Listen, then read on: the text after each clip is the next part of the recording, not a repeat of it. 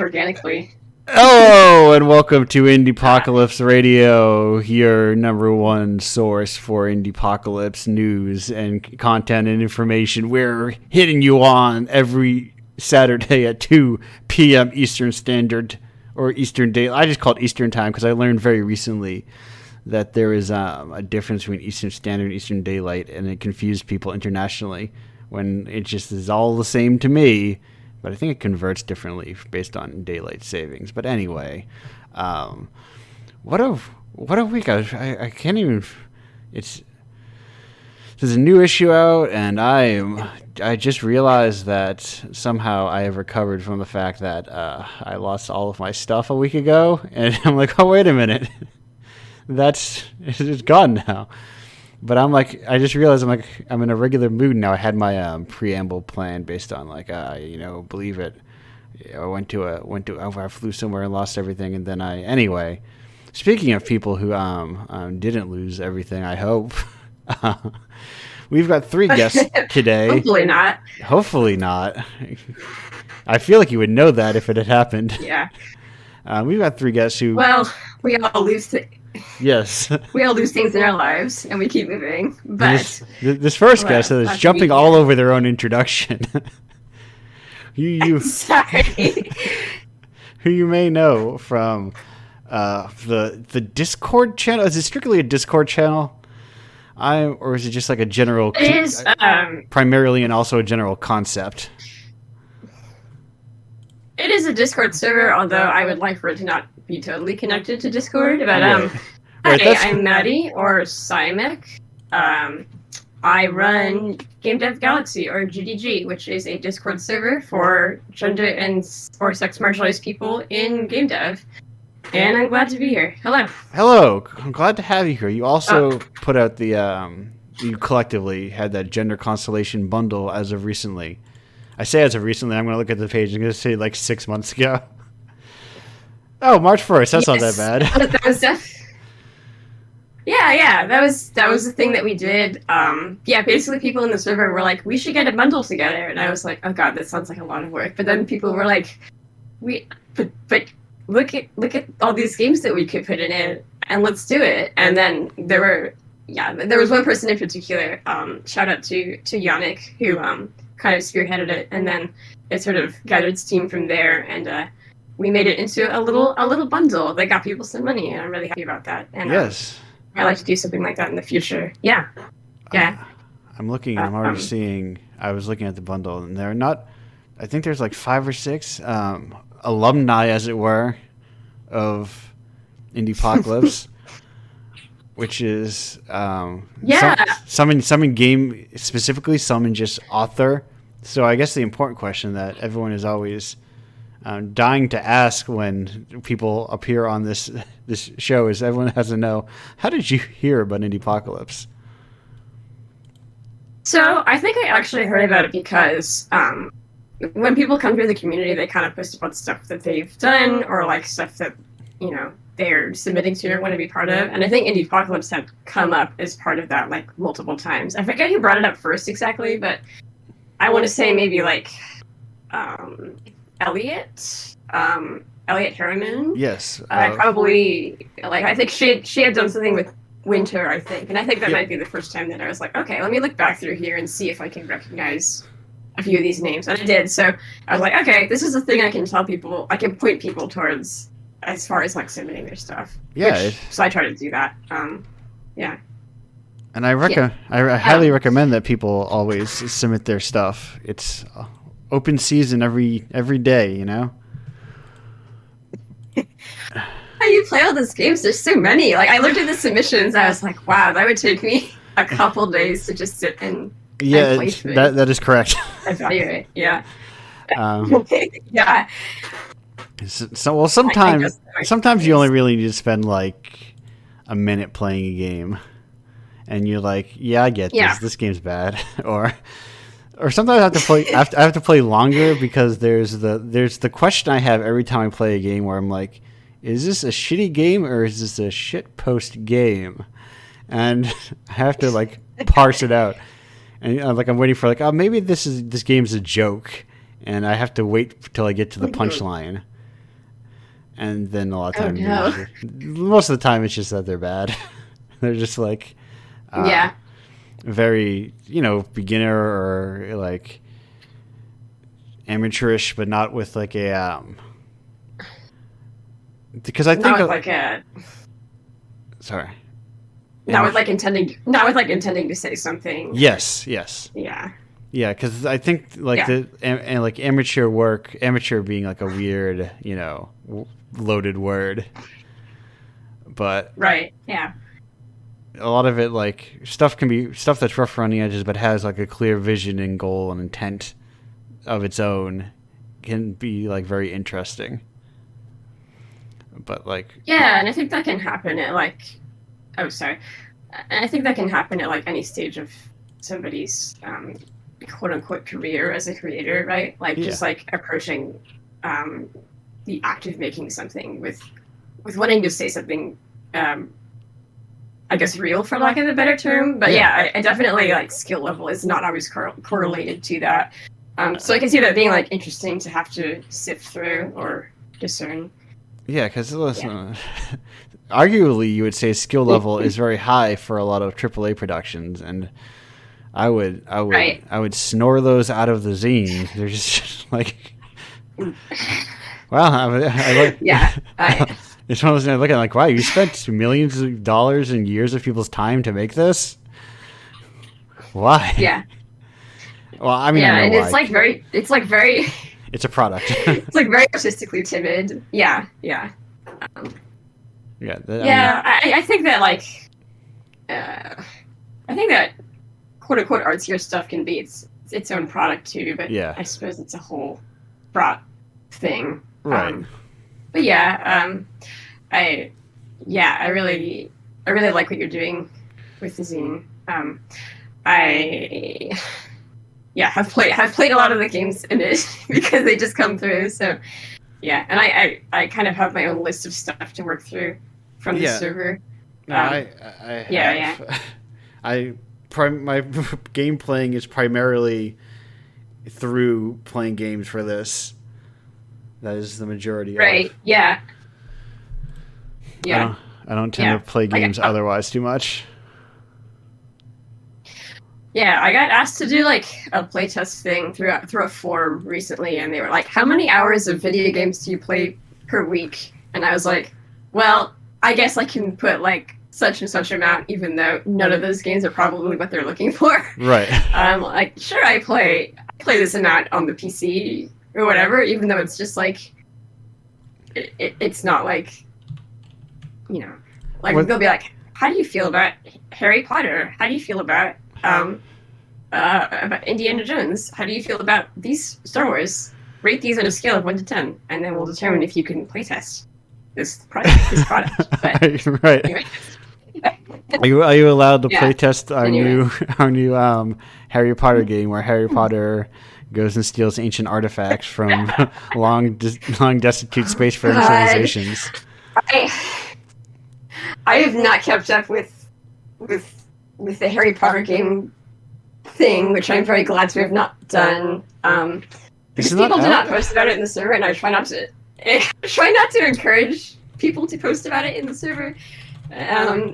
I assume that it's. I don't even know if it's out. I guess it's, in my mind, I assumed it was out. There. It's not. It's not my. Okay. Yeah, I genuinely don't know. But yeah, I will play test things for money, however. So yes, that's a good. Listen, I'll do a lot of things for money. Yeah. Yes. As it turns out, you need it. Unfortunately, yeah, I'm learning that more and more every year. Yeah, you're like, oh, you 2022, we still need money this year, as it turns out. Poor choice, but I guess we'll go with it. Hope they change that in 2023. Get rid of this whole. I hope they. The need for it. Patch that. Yeah, exactly. Listen, I'm not gonna go so crazy that I've had people be like, "Oh, we should switch back to bartering." I'm like, that just doesn't work. People eventually, people would be like, "Well, I don't want any chairs, and you only have chairs.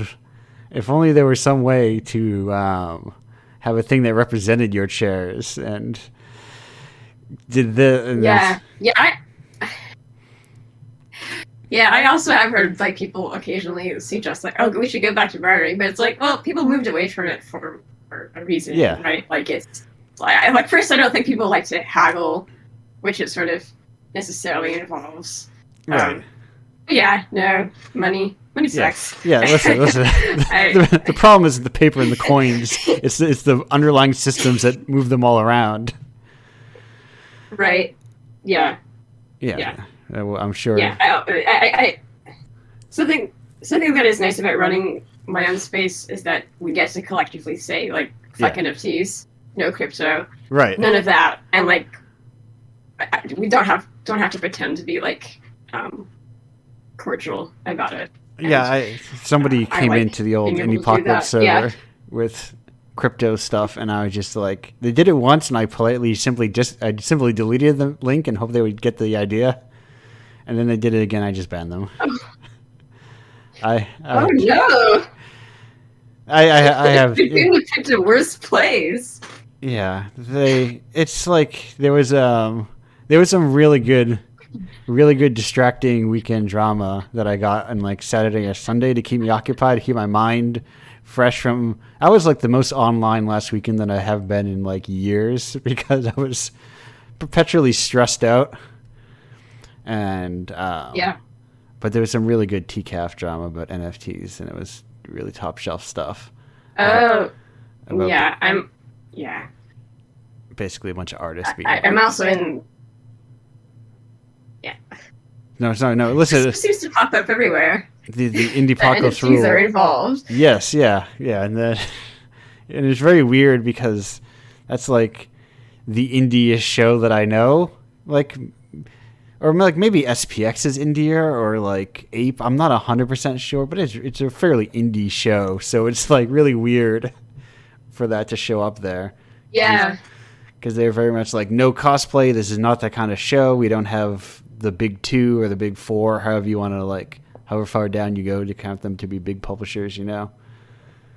I didn't know the no cosplay rule. That's interesting.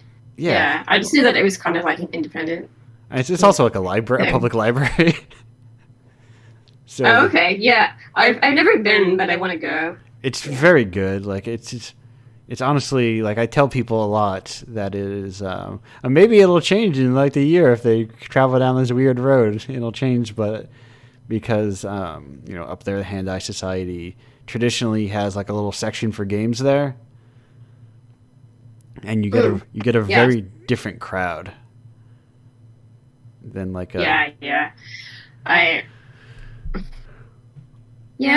see some stuff from Hand-Eye Society too. They seem cool. That was another place I've been like poking people to submit to. Yeah, no, especially because they pay you. I keep track of like. Yeah. I try to keep track of the different little places that people can send their stuff. Yeah, there's more of them every day. It seems like. Yeah, I'm glad for that. They're kind of like the small scale bundle is on the rise, and Jesus Christ, and it's these. There's I'm happy for the. No. Happy for the career games bundle going on right now. Yes. My girlfriend's in that one, and then some other people that I know, and I hope they get lots of money from it. So, if you're listening to this and it's on, please go buy the career games bundle. It's very cool. A lot of cool, small, personal games in there. Go check it out. Yeah. Yes. If you engage in your rainbow capitalism the best you can by not giving it to corporations. Yes. Absolutely. Just give it straight to the people. Yeah. Give money. Listen, I like charity bundles as good as the next person, but I'm also like, what if you actually gave it to people instead of always charities, because people also need money, as it turns out. Yeah. And it's good to see when there are like these large scale bundles that are giving money to people.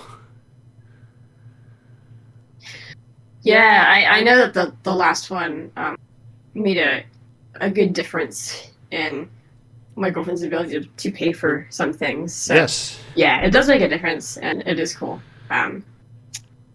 Yeah.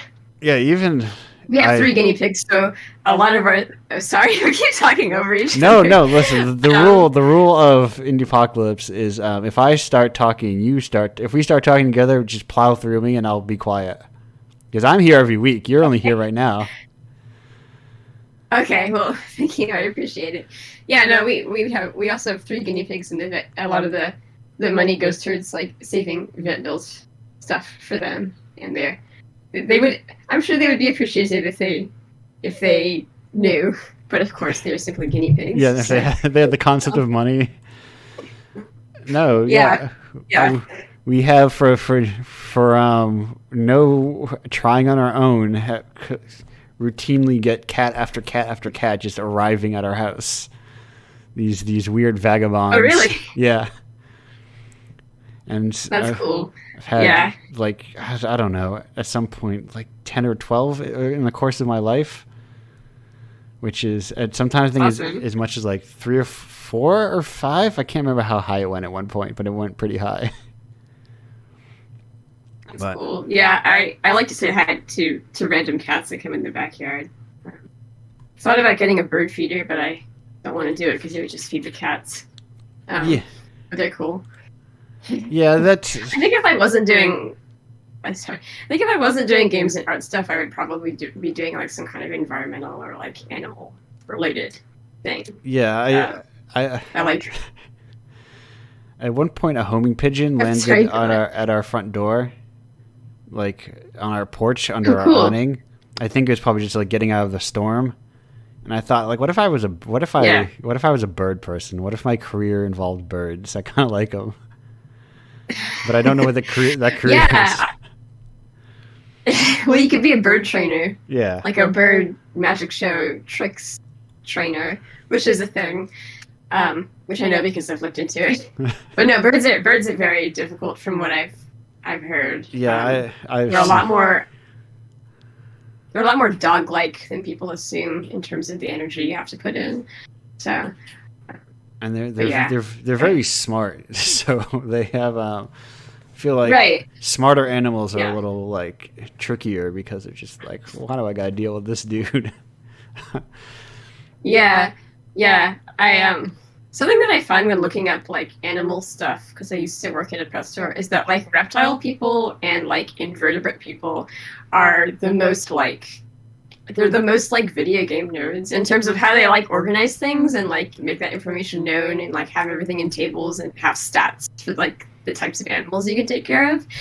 And for like birds and rodents, I didn't really see that. I just thought that was interesting. Like, I guess like reptiles are a lot more, I don't know, like they're like you see more like specs, I guess. Right. Yeah.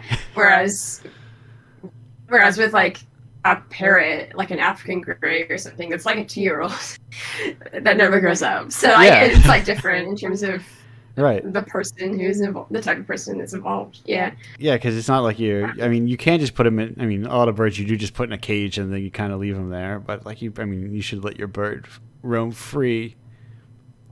Let them cause real chaos around your house. Let them spread their wings. Oh god, I used to live with this lady. I used to live in a duplex with this lady who had ducks, and the ducks had diapers because they would just poop everywhere. Yeah, and they were so mean. Never ever have a duck as a pet. They will never become affectionate towards you. They don't like you. They're grumpy, and they bite. But they were sort of endearing, I guess, in their way. I think definitely some animals that people should not own.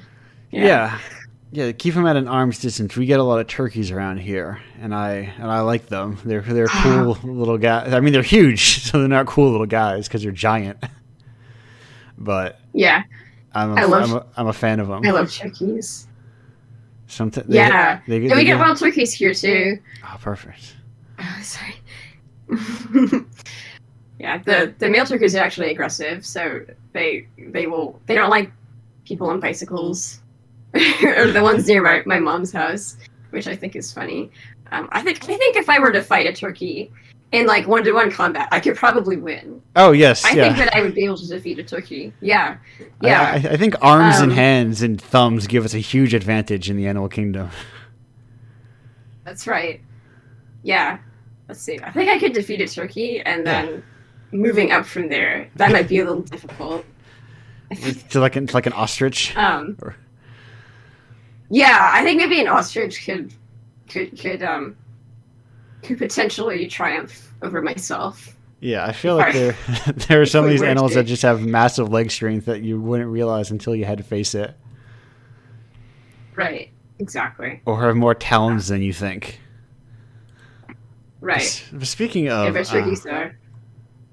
nature, we have a question here from Soul, which is, do you collect rocks? Oh, okay. Soul. Oh, if so, I don't collect rocks. Oh, so sorry. The addendum will not apply to you then. We'll save that for a following guest. Soul is a very talented rock modeler. Okay. But thank you, Soul. My favorite rock is tiger's eye? Tiger lily? What is it called? I don't know. I should know the name if it's my favorite rock. But that's my favorite one. I think it's a good. Okay. Good rock. I would eat it. Yeah. At the time, I liked rocks. I don't know what types of rocks they were, but they were the rocks that you would find along train tracks, whatever rocks those are. They were good for, because you could get good ones that you could skip around. That's where you got the flat ones that you could skip on water. Yeah. I've never been able to do that. Yeah, I was okay at it. I wasn't great, but I could functionally do it. I don't know what type of rocks they're like. Yeah. They're kind of craggy looking, I think, or they're jagged and they're like dark blue. You could also, the fun thing about train rocks is that you can also throw them at graffiti under underpasses, which it would also do. Oh, that's good. Because people draw graffiti is fun because it makes targets because you can throw anyway. I think I was on a runner at a point on the show where I was like, kids love to throw rocks at stuff, and we need spots that we can throw rocks at as a culture. Yeah, I agree with that. One more question from question expert Soul, which is, what's an aspect of game development that you feel gets overlooked by the general public? Ooh, this is a really good question. So many, honestly. Like,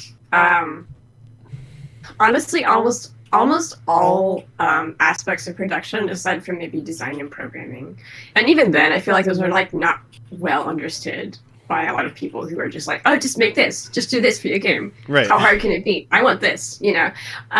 But I think that a lot of disciplines out there are just like not really thought of or considered as much. Like there's like narrative, audio, and then like other stuff like production. Like there's a lot of like a good producer is really essential to keeping a project on track. But sort of if a producer is good, then you almost don't really think about them that much.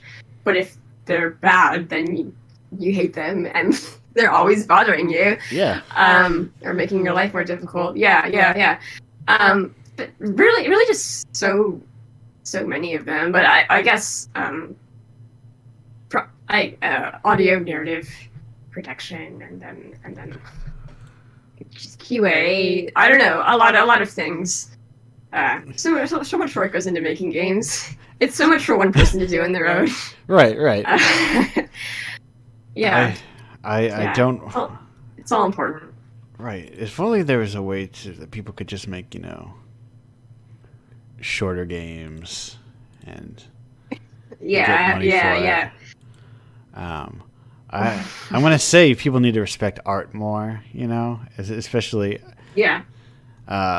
It gets some focus, but I'm worried now. I'm worried now that I don't like AI art. It looks bad. I keep seeing so much of it. I think it looks.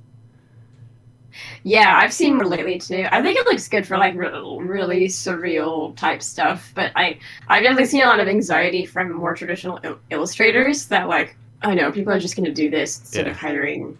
Yeah. Instead of hiring illustrator people, and Yeah. And this ignores the fact that the art that it comes from, obviously, it did not come from the ether. It was trained on art that people already made, and that kind of thing. Yeah. So it's like somebody just scraping art that people already made to make art that looks like nothing. It reminds me of. Yeah. Anyway, I'm a big fan, as I imagine from like my cover commissions. I love very distinctive styles. I love when a person brings like their vibe to something that feels like distinctly their own. So when people be like, "Oh, look at this thing that looks like nothing," but anyway, I was trying to close this. What am I doing? It's okay. Yeah. But no worries, Maddie. Before we go, and I sure hope you can stick around. I say. Hopefully, yeah. Knowing that you won't be going anywhere. Hopefully, I will not. You'd be like, nope, I'm done. Hopefully, You I will had not perish in the next. Hopefully, I won't perish in the next half hour. No, yeah we'll see. You're like, you had me for the thing. Excuse me. My agent told me 20 minutes, and now I'm leaving. I'm gonna get big. I've yet to be big timed. One day, hopefully. But hopefully, yeah. Where is it? We're gonna go on break. Thank you for being here. I will see everyone else, the chat, and our new guest on the other side rather, of 2 minutes and 56 seconds, give or take. Goodbye. All right. Goodbye.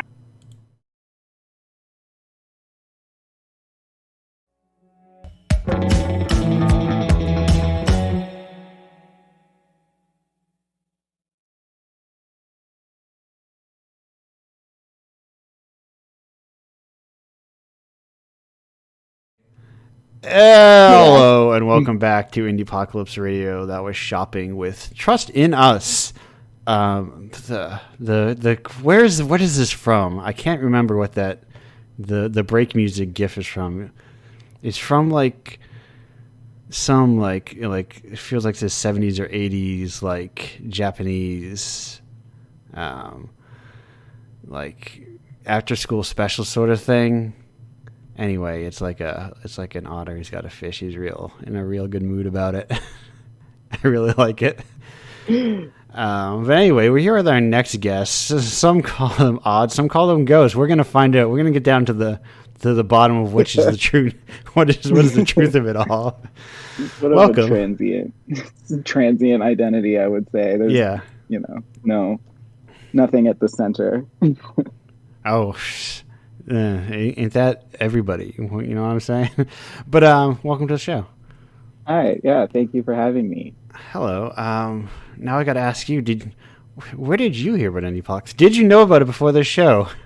I did, but I kind of didn't realize I did. Like Maddie said, I know Elliot through GDG, Game Dev Galaxy, and I played Winter, and I remember playing it, and it said somewhere that it was part of Indiepocalypse, but I think I just I was like, that's cool, and it like kind of passed out of my mind until this show came up again, and I think Maddie said something about Elliot being in it, and so I went and looked at the website, and I was like, okay, that's why I know it.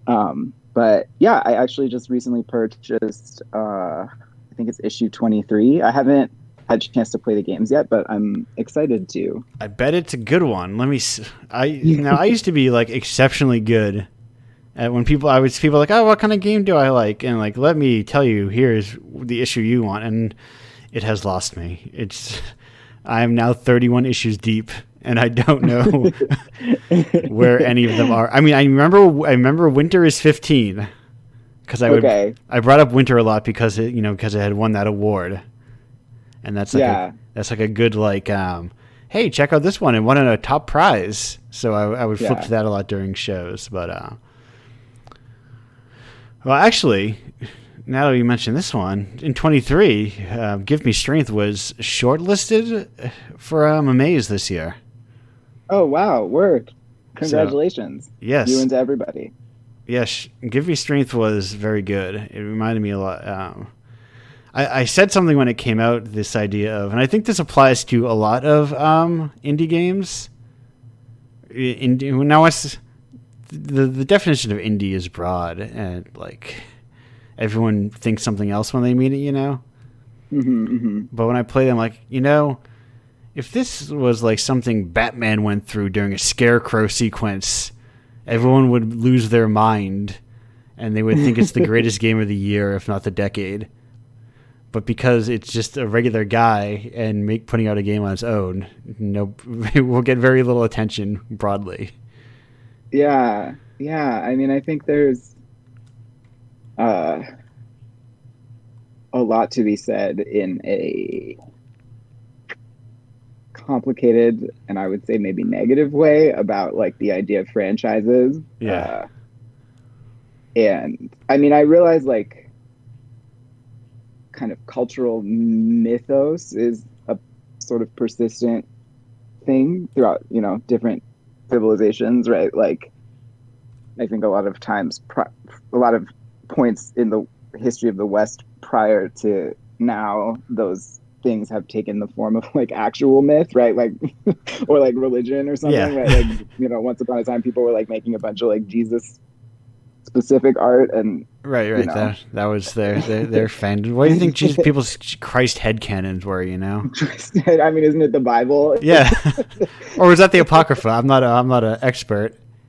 I guess the Apocrypha, yeah, but like that's sort of the thing, right? I think, and I tend to agree, like with the idea that like the thing that makes franchises different from like those myths is that there's like I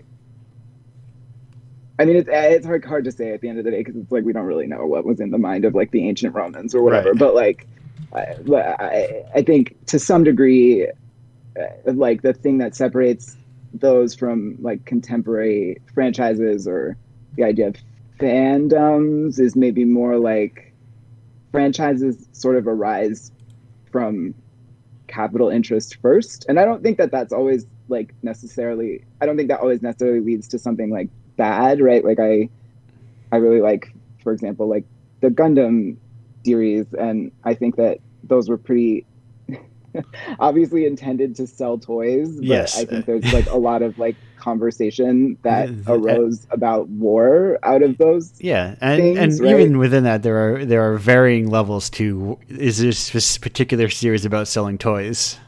Right. Yeah. And also like I mean they just set the standard for like everything up to like every mecha series up to the present day, right? Like they for better, like for whatever the however good or bad the sort of like a room full of like executives may have been, I think, right, like the existence of those things has allowed people to like have a lot of conversations about a lot of different like much deeper things than just like, oh, we love like giant robots as like a toy or kind of I love blonde guys in masks so much. Yeah, or just like, you know, whatever. Like and I think that sort of to bring it back to your point, right? Like I think sometimes what's a little frustrating in the present day is like maybe now more than it was in like the 70s or the 80s, like there's a kind of like over identification with like a game with the like the icon of Batman rather yes. than like the idea of like whatever any theme you could derive from the story of Batman, right? So like people sort of place more value in the like kind of sign and semiotics of Batman than they do in like whatever the thematic content you could derive from Batman. And so you end up in this situation where people might have the opportunity to play a game that deals like very heavily in like themes that you could read into Batman, but they're like upset because they're like, well, Batman's not in it, and you're like, okay, yeah. But that's right. Right. They're just like, oh, but where's if this guy was dressed up like a bat, which I know the criminals are known to fear, being a cowardly and superstitious lot. Yeah. And so I mean, we're in the era where people put on their online handles. They put the idea of multi-fandom, which is mind-boggling to me, and is kind of like exactly what you're talking about. Right. Yeah. Yeah. It's weird. Like, and again, like, I don't know. Like, I don't think it's, whatever. I think we all encounter things like throughout our life that, particularly when we're young, that we identify with, or that like helps us articulate things that we feel or that we find to be true about the world. And so, I have feel however I feel maybe about like Batman in specific, but like, I don't think it's, I don't know. I'm like, yeah, I think it's normal that we sort of like our sense of self becomes like an aggregate of the things we've encountered in life. Right. I think maybe what is more insidious is like that, AAA studios and film studios and game and like even smaller, like not indie game studios, but like kind of smaller but still well-funded game studios and music studios have sort of figured out that they can like just turn everybody into like an ad machine for their product rather than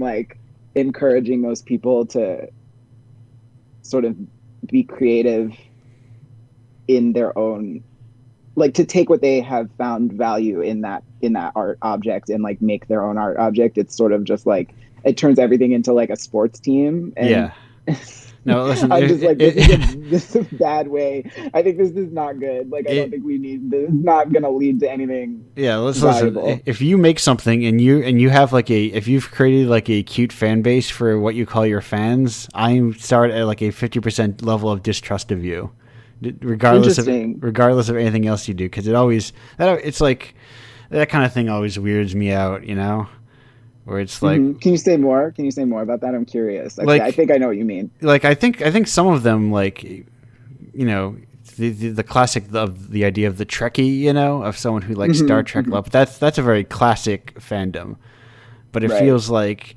everything nowadays wants to name their chat something. Their Twitch chat. Oh, right. Okay. Yes. Yeah. I do. That. Often. Yeah, like if I was like, "Hey, how are all the Pockies in the chat doing today?" Yeah, yeah. I mean, it's weird because, like, again, I feel like the sort of like market forces don't leave people a lot of opportunity to operate any differently, which is pretty frustrating. Like I think. There are, especially, I see this a lot with like authors, because I think the like publishing industry is like it's so old and they don't know like how to do anything. and I think they leave a lot of like authors kind of out, like hung out to dry, where it's like, okay, well, like we'll sign your book, but also we want you to do all the advertising, and like we want to see that you have already like a dedicated following or like whatever. Right. Especially when they can't do book tours. It's the one thing they know how to do.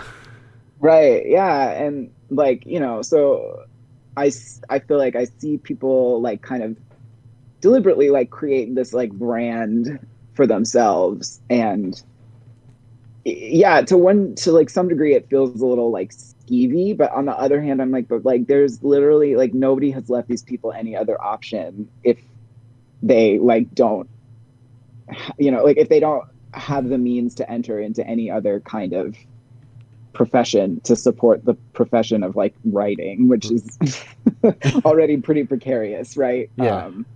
And so it's, I don't know. I think I probably have different feelings about it depending on the person. Like I think some people are trying to do that in a way that feels like they're sort of self-aware of it, and then there are definitely other people who I think the vibe is very culty. You're like, oh, this feels like it's gonna go bad like real fast because I don't think you've invested the sort of thought into it or like setting the like appropriate boundaries for it. That maybe would be healthier or like safer or more responsible. Right. Yeah. So, it's about like someone in the chat says, it's about like some people are encouraged, or like either encouraged nakedly or just like encouraged but understood to form those kind of like parasocial relationships with fan bases, to be like, hey, get them to be your friends, and then they'll be invested in the brand. And it's just like, I also don't like brands. I'm very I'm exceptionally old fashioned art guy, I guess, in a lot of ways. Where I'm like, word.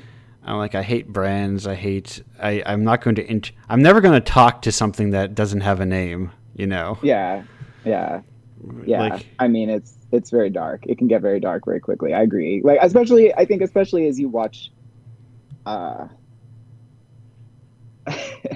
I like work in a very like tech adjacent field, and I feel like sometimes you can really see this happen where, like the last bastion of capital exploitation is like the human body itself, right? Like once you've sort of exhausted the idea of brands, you have to turn everybody into a brand, like every person. Oh, listen, the term personal brand is probably 5 to 10 years old at this point. Yeah, but even beyond like a personal brand, like I just think about like, I just feel like it's super dark for like younger people who have not ever had the option, maybe, and by younger I mean like under 15, not like people in their 20s, right? Like who I'm just like, I'm very I'm a big fan of technology. I'm not like trying to argue that like technology is like a unique evil or something, but I think that like technology under capitalism is like kind of designed for like extraction. And so I just think like when I watch like the world happening to and around like young kids, like I'm just kind of like, I feel like they're like, they don't even get the opportunity. And it's not like they're not self-aware enough to figure this out. I'm sure plenty of them do, but like there's just not an option for them to like ever experience like people as not brands. Like it's gone beyond personal brand, and it's just like people are also brands. Yeah, that's just all the people you interact with are just, they have their brand face up all the time. Yeah. Because they're, you know, it's a very weird sort of world where it's like it's the very like worst end result of like the democratization of everything, you know. Yeah. It's like the worst possible outcome of that. Yeah. Where we have it all, but we still have to do it. Everyone can do everything, but they still have to do it within the same model of corporations for some reason. Yeah. That's what it is. I think at the end of the day, like, it's not that I think there's anything wrong with like cultivating, because like I feel this very deeply as like a creator, where I want to, like, whenever somebody interacts with my work or like says they like it or whatever, like I really want to go out of my way to like thank them, because I'm like, okay, well, I don't know, there's like 1,000 things happening and the world's like melting down around us, so like thanks for taking time out of your day to like interact with whatever I made, and then further time to like somehow let me know that you like it. And I think that is, I can understand that impulse in people. And I think that it's sort of, it can, and I think that would probably kind of persist with or without capitalism. Like I think people really, I don't know, they just like communicating with each other, like, you know what I mean? Like, yes. I think like I think like one of the things about like creative impulses is it sort of like helps us interact with each other. And so I think that it's pretty, I think what's like feels very dark about it is like that maybe that impulse gets obviated or like drained of its like drained of its sort of potential, I guess, because it's sort of immediately converted into like, how can you monetize this, or like how can you you know, how can you turn this into like whatever, and that can be really. How do you? Yes, that is like a lot of the advice you see, kind of like artistic or like yeah. I see it the most in game development because that's like where I'm the most like plugged in. But the idea of like, well, how would the audience feel about it, or game development especially, where it's like you bring your game to events and shows, and there's an expectation that they're going to tell you how to do something or give you advice and feedback, because the idea that of course you're always looking for feedback on your art because you need to turn it into the optimal product. So you need to have as many people giving you their advice to, I don't know, flatten it into the correct thing. Yeah, that can be. Yeah. And again, like, I don't know. I don't blame anybody for trying, because like, like everybody needs money to survive. I can tell you firsthand, just doing it and being like, yeah, I want to put the art first. There's not a lot of money in this thing. You might say there's negative money in this thing. Yeah. In this whole venture. So I don't know. I mean, I think what's often, the like kind of overarching frustration I have is more with like the systemic nature of it, and less like with any one individual person. Because I'm just like, I don't know, we're all out here like trying to live, and like it can get like really that need, right? Like that need to survive in any capacity can like immediately be exploited. Like it. You don't see it in just art, right? Like people will go to like great lengths for like healthcare or housing or like whatever, and I'm just like, okay, like, wow, what a nightmare we've created for everybody that didn't have to be like this. Yeah. Right. It's well beyond the scope of any one thing, but you just for the sake of my own, for your personal sanity, I say, focus on some of the things in front of you sometimes. Yeah, it's like you'll drive yourself too far trying to. You can't solve all the woes of the world, and they may not even be solved in your lifetime, even with people trying.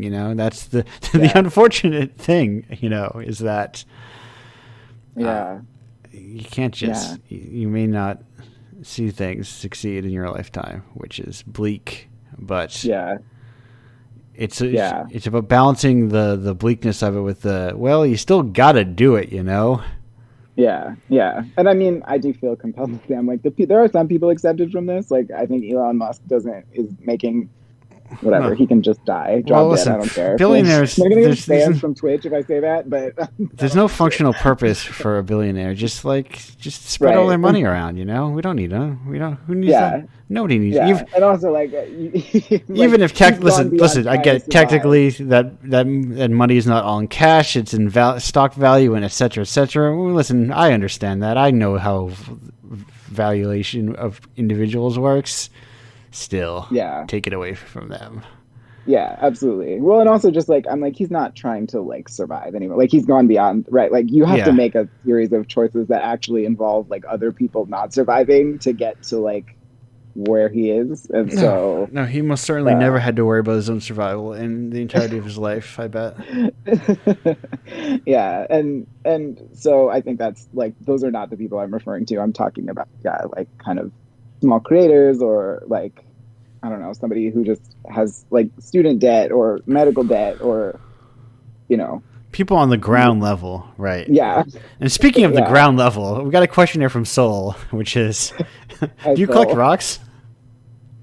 Yeah, I don't really, but I do sometimes stop to look at them when I really I like them. I have a very like, I don't know. I think I'm a very like, I have a lot of like touch related opinions, and I really like the feeling of touching rocks or like being on them or around them. That's my favorite internet go-to phrase. Touch rocks.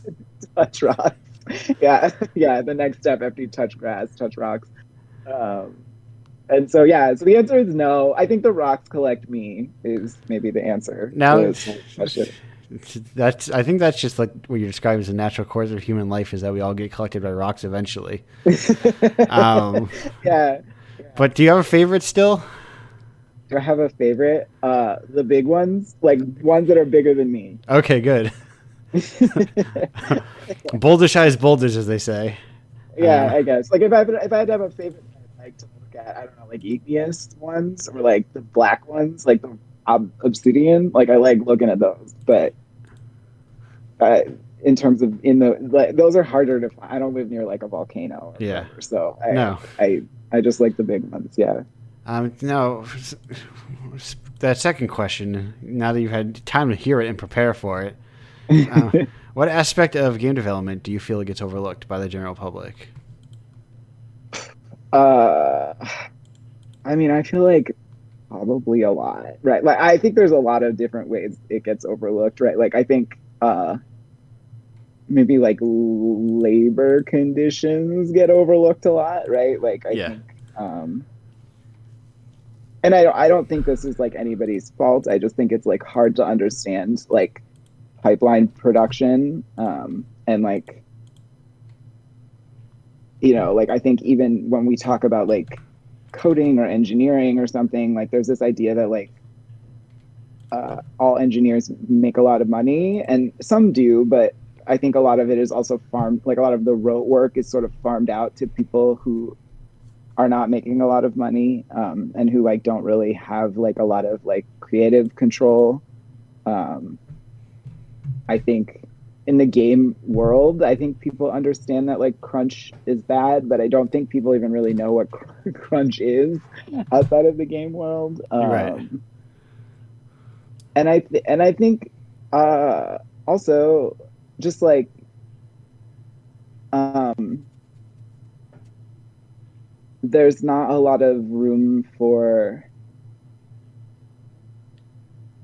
because the game market is sort of is so like what's the next thing, what's the newest thing, like which is I don't need to single out game, that's true of a lot of markets, but I think in games I think there's like actually a lot of, theoretically there could be a lot of potential because games are such a collaborative effort, um, for them to be a lot more like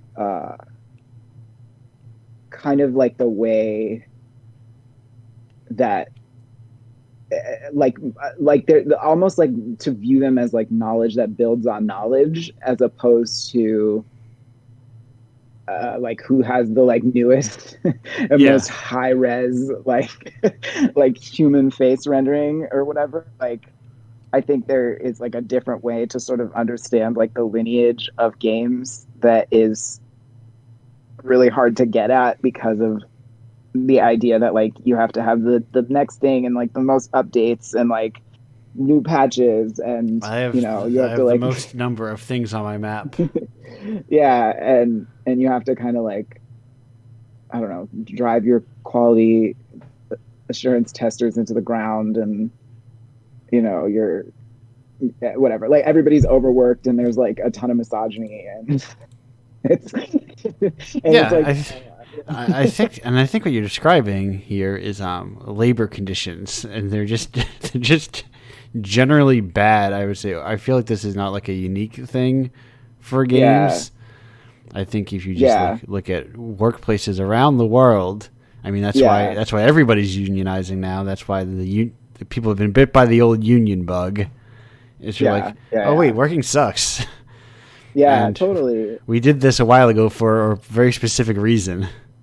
And now, and I think like because of that, like games, I feel like a lot of people in like a big industry, I don't think this is as true, right? Like obviously like solo devs and like indie devs are in a very different position, but I think in like probably AAA studios, which I've never worked in, I'm sort of just speaking from like a point of conjecture.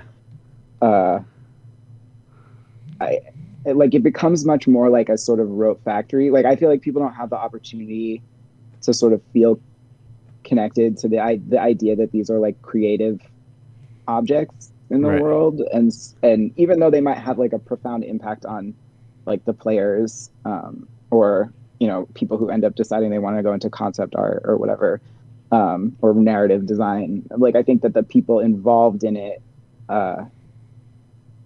like we were talking about you and Maddie were talking about AI art earlier, and I think that like sometimes I feel like game studios can have the same effect like where it's just sort of like, what is this weird like amalgam of stuff that is sort of like comes from everywhere but also like nowhere in a weird way, like It's sort of like sort of cherry picked in a weird way to like make this thing that like makes the studio a bunch of money, but like none of the people involved feel like they just sort of are the like sort of implicit machine learners or something. Which I say that, I also feel like I have to say this too. I say that having made AI art, but like I think that like big studios sort of treat people like you're like inputs for AI art.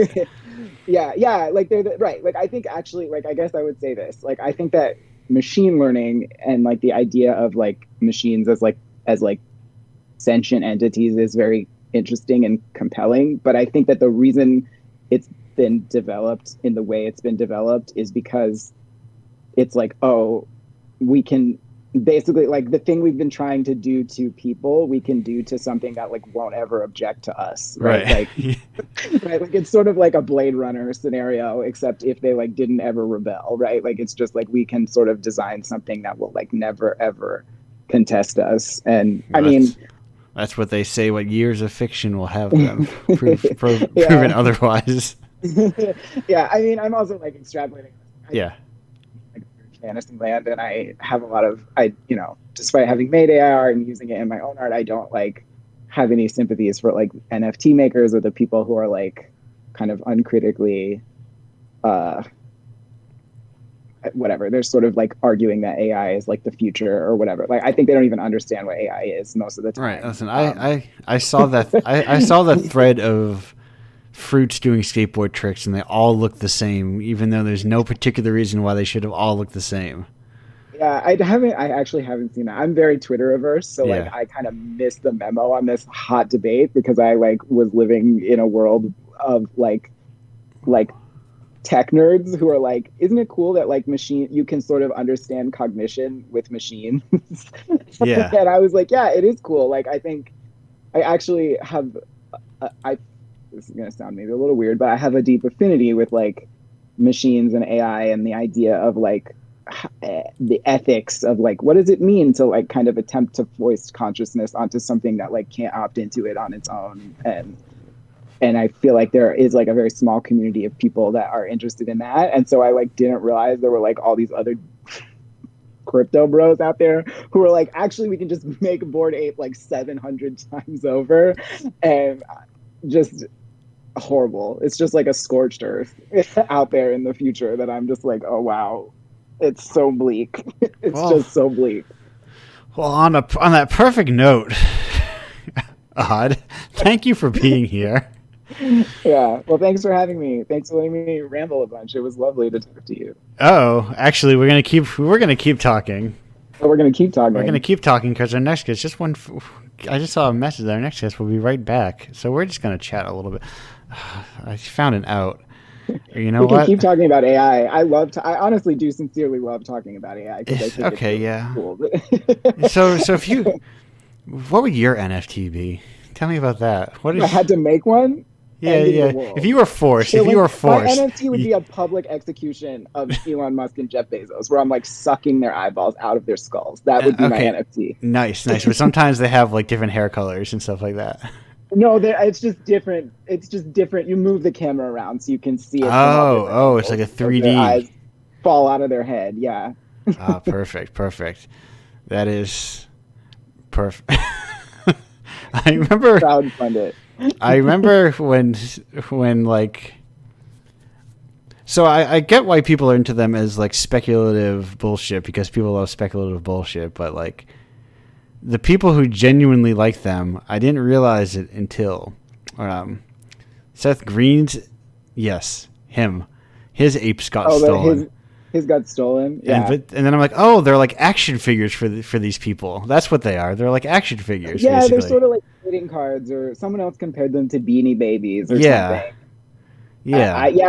I kind of didn't understand those people either. Like I sort of, and I don't know. I'm like, I still am like, I feel like they all know. They're like secretly, but I don't know. Seth Green might just be stupid. Yeah. I mean, I only thought about that because, like, oh, right, he did that TV show with the action figures. And then this trailer for his other show with his NFTs looks like I'm like, oh, he's doing the thing again, I guess.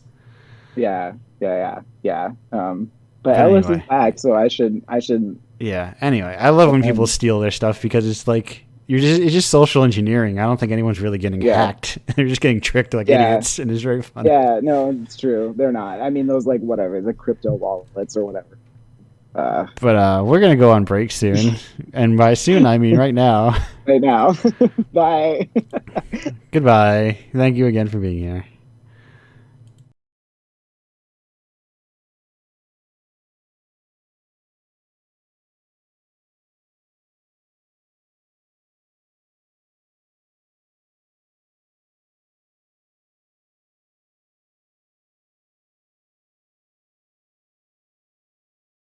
Hello and welcome back into Indiepocalypse Radio, as you know it. That was the Mountain Goats with Jenny.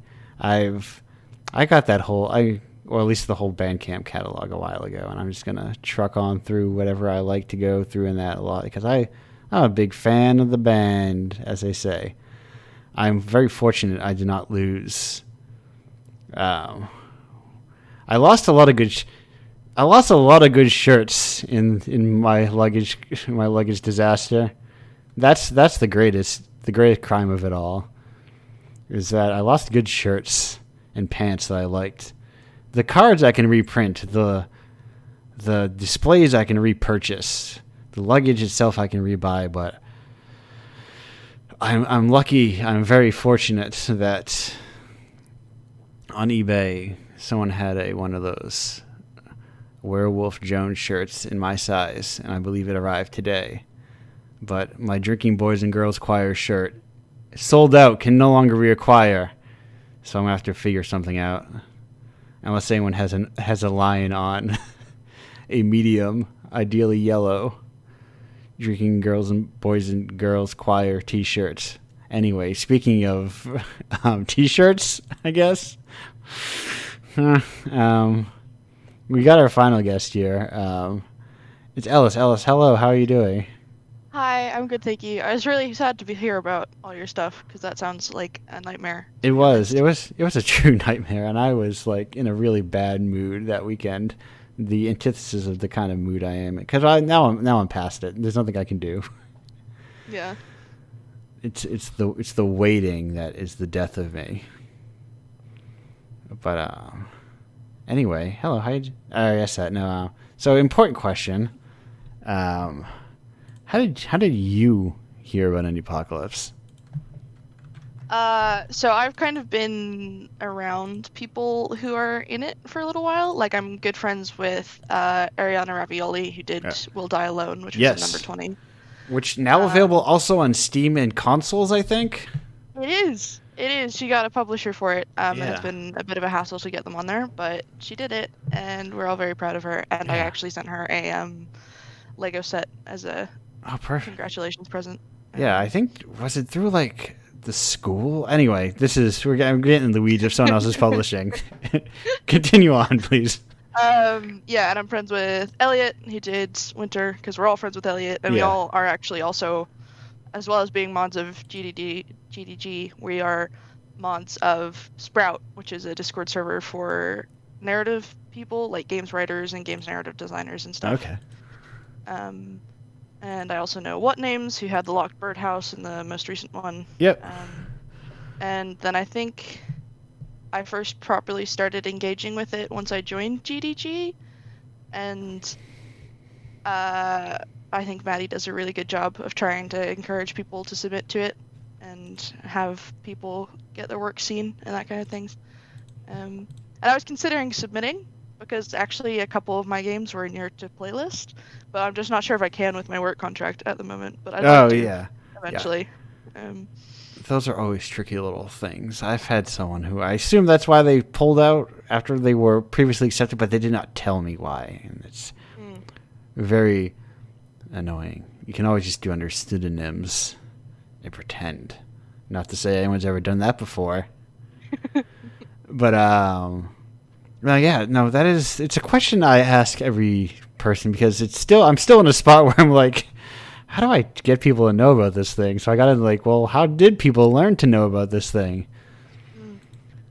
Extremely word of mouth is from what I'm hearing. You just have to be friends with one person who's in it, and then suddenly you're friends with all the other people who are in it. That's been my goal. Now that there's been like 290 people in it, eventually you'll have to like one of these like 50K blue check marks is going to be like, I don't care about this stupid thing. I love indie games, but then they'll be like, oh no, my friend's in it, and then they're like the sweating astronaut guy, and they're like, support my friend and supporting the apocalypse or like the buttons or whatever. Mm-hmm. And they're like, I can't do it still, but my friends are in it. How do I manage it? Exactly. Eventually you're just going to have at least one person that encourages everyone else. Yeah. It's like the Kevin Bacon numbers, but for Indiepocalypse. I found that like when I asked it sometimes, like, oh, this person knew. I'm like, oh, and I'm building out these like webs of these interconnected relationships, and like it's always weird, like who within a region knows each other, because I'll get a lot of people from like, oh, we're all in this area, but none of them know each other, because it's like in a city, we wouldn't expect everyone in the city to know each other, even with like the same interests. But Ellis, I have a special treat for you that the other two didn't get, which is I have a question that's just specifically addressed to you. So it seemed inappropriate to ask the other two. And it's from Asia, and it says, Ellis, how are you so fucking cool? With 3 question marks. So they're very confused about how this is possible. Oh, thank you, Asia. Asia's very nice. She we went to uni together. And she's really good. I don't know how I'm so cool. Am I cool? I've just met you in 2 minutes ago, give or take, and I would say neutral. That's fair. Not cool, not uncool. Just listen. I like to start everyone off at a level playing field. I'm Schrodinger's cool. Nobody really knows yet. Right.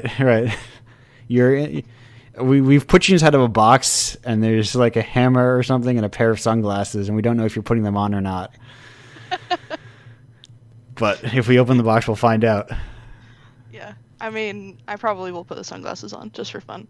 So I'm going to say, just for fun. Doesn't sound like a thing a cool person would do. I mean, they're there. I might as well. Yeah. I feel like a real cool person wouldn't even think about it, you know? Are you a sunglasses person, would you say? No. Okay. I mean, part of that is because, like, I have ADHD, and it's extremely unmedicated ADHD, so even if I owned sunglasses, I'd forget to wear them. Okay, yes. I have one pair that I very occasionally wear, which are, like, hearts with rainbows in them that I got at Pride last year. Okay, and are those, like, sunglasses, or are those, like, shutter style? Oh god, no. Those are... Well, no, they're not, like, actual sunglasses. It's just, like, the tint or whatever in them is rainbow from the top to the bottom, which is fun. And I like to wear them around the office because I work with a bunch of people who are, like, mostly not queer. So I'm constantly like, ha ha ha, I'm here, and I'm young, and I'm going to have rainbows everywhere, and you can't stop me. You're like, get used to it. All the young people are queer, whether even the worst among us are. They just are. Even the most terrible abominations of humanity, they're still not straight. That's just life, buddy. Embrace the spectrum. Yeah, exactly. No. Luckily I feel while cool is still at a point of contention, I would say you're very far from the spectrum of human abomination to good person, at least. I would put you that's good to hear. much further on the good person side. That's nice. you haven't broke into your born again selling Christian infomercial bullshit yet. Not yet. Hopefully, not ever. Hopefully, I would never wish it upon you. You don't seem like the type to get sucked into that miserable life. But anyway, enough about people who are case studies for deplatforming works.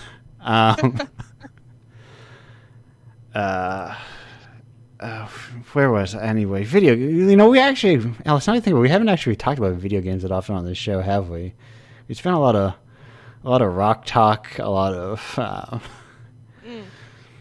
What do you? So I gotta ask. Do you play video games? Do I play video games? I do, actually. I don't know what to do about this. Rare people who make split games and also plays games. I've got this. I've got my cool slider. I'm kind of moving a little bit to the left right now. Is that closer to cool or further away? This isn't a video podcast, so I think you'll never know. Okay. Yeah, I try to play games when I remember to. I have like a bunch on my desktop that are basically my backlog that are just sitting there staring at me. Yeah. Until I play them. But mostly I try to play games that like my friends have made or my friends have worked on and that kind of stuff. So I play a lot of just like little things. Recently I've been playing some of the Dark Pictures anthology House of Ashes with one of my friends who works at Supermassive. Yeah, those are some of my favorite conceptual games. I really like I enjoy watching adventure games, I think, more than playing them oftentimes. But also those are very well framed like movies. Well, I guess playing them together is a lot of fun. It's really interesting. Because we had done the multiplayer for the first of those, which was, of course, Until Dawn, where it's like, this is my character, this is your character. It's a very interesting approach to it.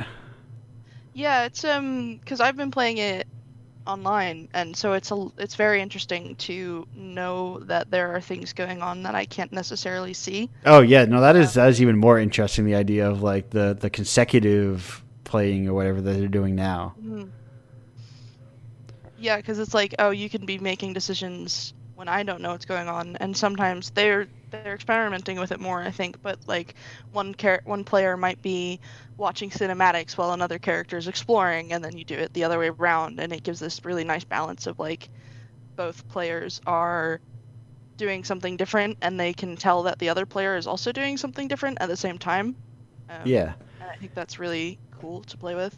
Yeah, they've gone in a very interesting direction, not in like both in like the anthology format and just like going beyond being like horror David Cage games, but better also. Yeah. David Cage wishes. What? Yes, he's still out there making them, you know? They're giving him Star Wars or whatever. Because, I don't know. I remember they were interested. I thought Heavy Rain was, not Heavy, the other one. What was the other one? Fahrenheit. What do they call it? What do we call Fahrenheit in this grand United States of America? Indigo Prophecy. Celsius? Indigo Prophecy was the word I'm looking for. Oh, okay. Because that one was. I haven't heard that one actually. It's real wild. It's a real kind of mess in a lot of ways. But like, I don't know. It's also not great. But it's just. His stuff kind of borders on trash cinema. Mm-hmm. In a lot of ways. Yeah, it definitely does. I feel that a lot.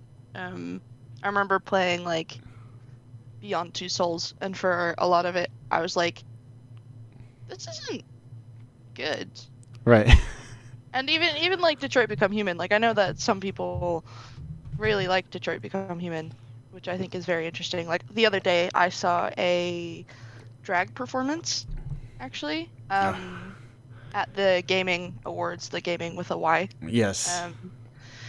And they did a drag performance that was a drag king dressed up as like an android from Detroit Become Human, and in the background it was doing, I want to say Killing in the Name of, the music, and then it was scenes from Detroit Become Human cut with actual footage from like BLM protests. And I think that was really, really cool, and like a really interesting way of people being like, oh, I see my struggle reflected in the struggle of this stuff. But then when you actually play it, a lot of that isn't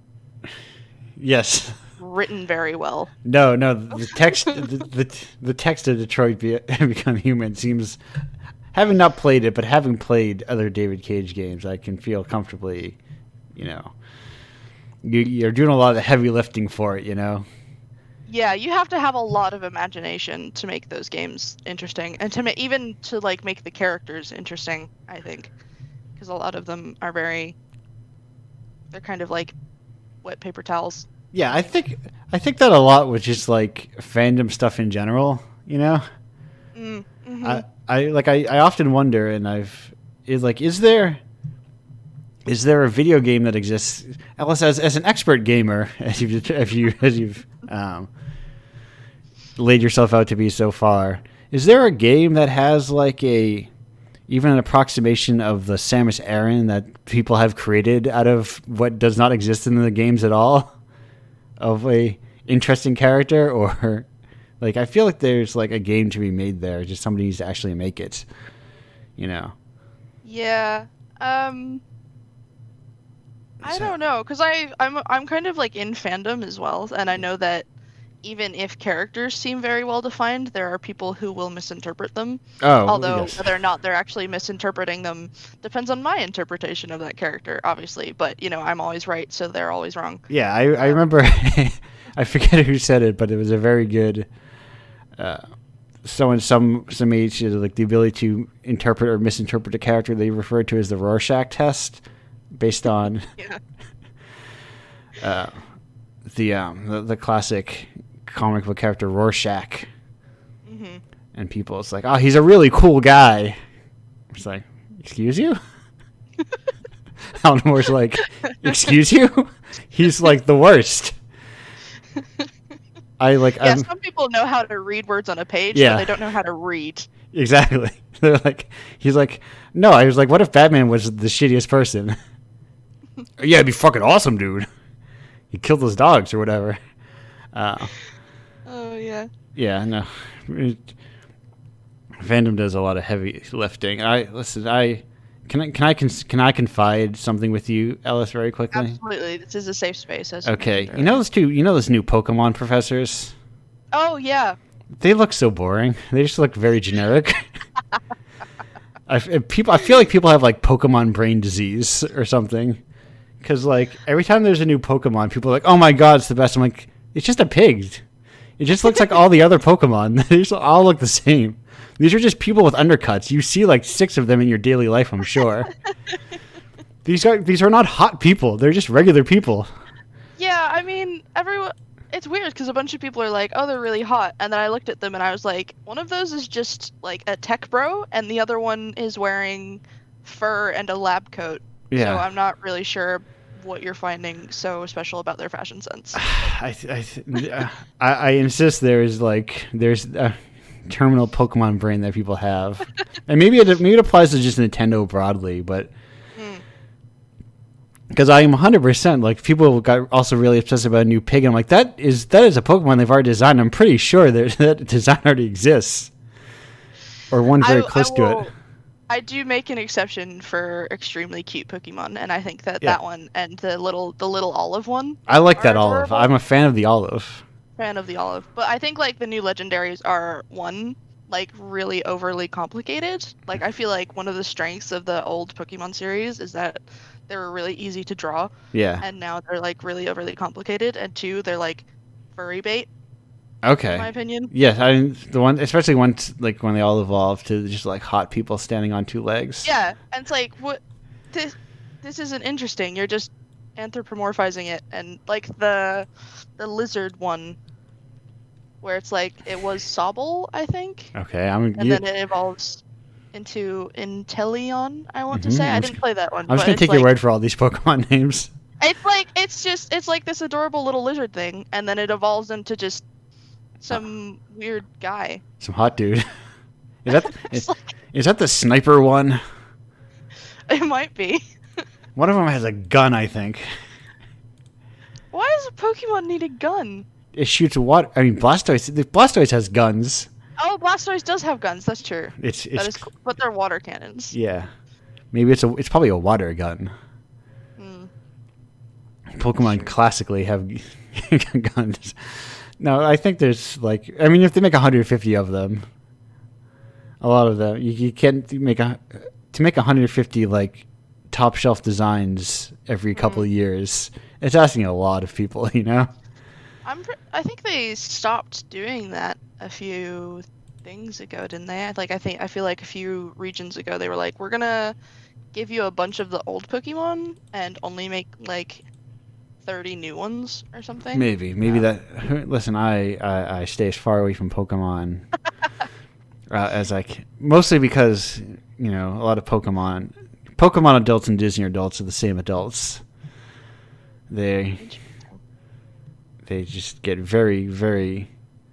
It seems like one of those. Anyway, who cares about Pokemon? I'm done. Get out of here, Pokemon. I've lost interest. Let's talk about. Anyway. Oh my God, there are people going crazy. Oh, that's this server. I was like, why do I have 9 notifications all of a sudden? It's because all of your guests are talking to each other in the chat. The guests can just barge into these chats and start talking. Yeah, you guys can come hang out if you want. You don't Actually, I think we are perfectly timed. These segments go by so fast, Alice, and I think we are perfectly timed to end our one-on-one here and move on to a big group chat. So. I should do better timing this, but I've got it kind of approximately timed out. Alice, thank you for being here. You're going to be back very quickly. Thanks for having me. In like 2:47, give or take the time I put in front of the songs so I can edit them out, because if you make a pirate radio station, you do not then broadcast that onto permanently archived locations. Anyway, be right back.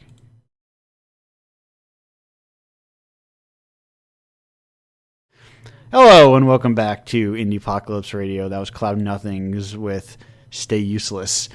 For a long time, I was really like strict about myself about like it's got to be very unheard artists. But then I was like, my ass is so deep into music sometimes that like I'm like, obviously everybody on the entire planet has heard of Cloud Nothings, when that's probably not true. But it's when you get too deep, you forget how many layers you are. Like when you're so far down into the iceberg, you forget there's an iceberg above you even, and you're like, oh, of course, I'm just chilling with these fish in the bottom of the ocean.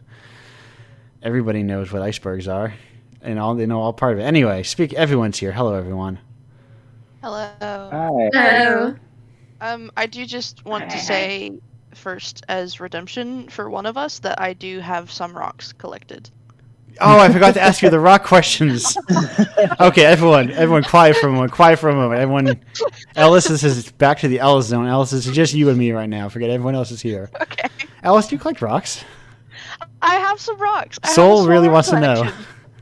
I have a little crystal kit that I got when I was a kid, and it's got like tiger's eye and carnelian and moonstone and rose quartz and stuff in it. I think I had one of those too, or something adjacent. There was a time where rocks were big, rocks and sand and just all sorts of like stuff you could just get from the earth, but they could also sell it to you in a box. Yeah, I found apparently we still have the Wizardology book. Okay. It's from that series, that those like giant kids books like Egyptology and yes, Dragonology okay, yeah. and that makes and we apparently still have the Wizard one. Did you ever own a pewter wizard? Like, a bunch of rocks in it. A what? Sorry? A pewter wizard? Oh no, but I had pewter dragons. I was a dragon kid. I collected dragons. Pewter wizards and pewter dragons are cut from the same cloth. Okay. They're close relatives. Do they have like a crystal? Did they have any crystals? These dragons? They might have done. They probably did. I'd be surprised if they didn't. I don't know. I lost most of my dragon collection a while ago. Oh, R.I.P. Which is very sad. I have a couple still though. What's your favorite rock though? My favorite. That's a really good question. I like labradorite a lot. Because I mean it's called Labrador, which I think is really funny. Okay. But it's like it's this really gorgeous kind of blue, greeny, turquoisey color, but it's sometimes also orange and kind of iridescent, and it's got like big stripes through it, and it's really shiny, and I just think it's a lot more interesting than like a lot of the stereotypical favorite crystals. Yes, I'm looking at one right now. It's got a good texture to it. It's got this like really interesting thing of like the inside looks like it's a rock that's like slightly under the surface of the rock. Yeah, it's got a nice roughness to it. A personality. Anyway, so the final question. Let me refresh to make sure there's no more questions. There aren't. What aspect of game development do you think gets overlooked? I think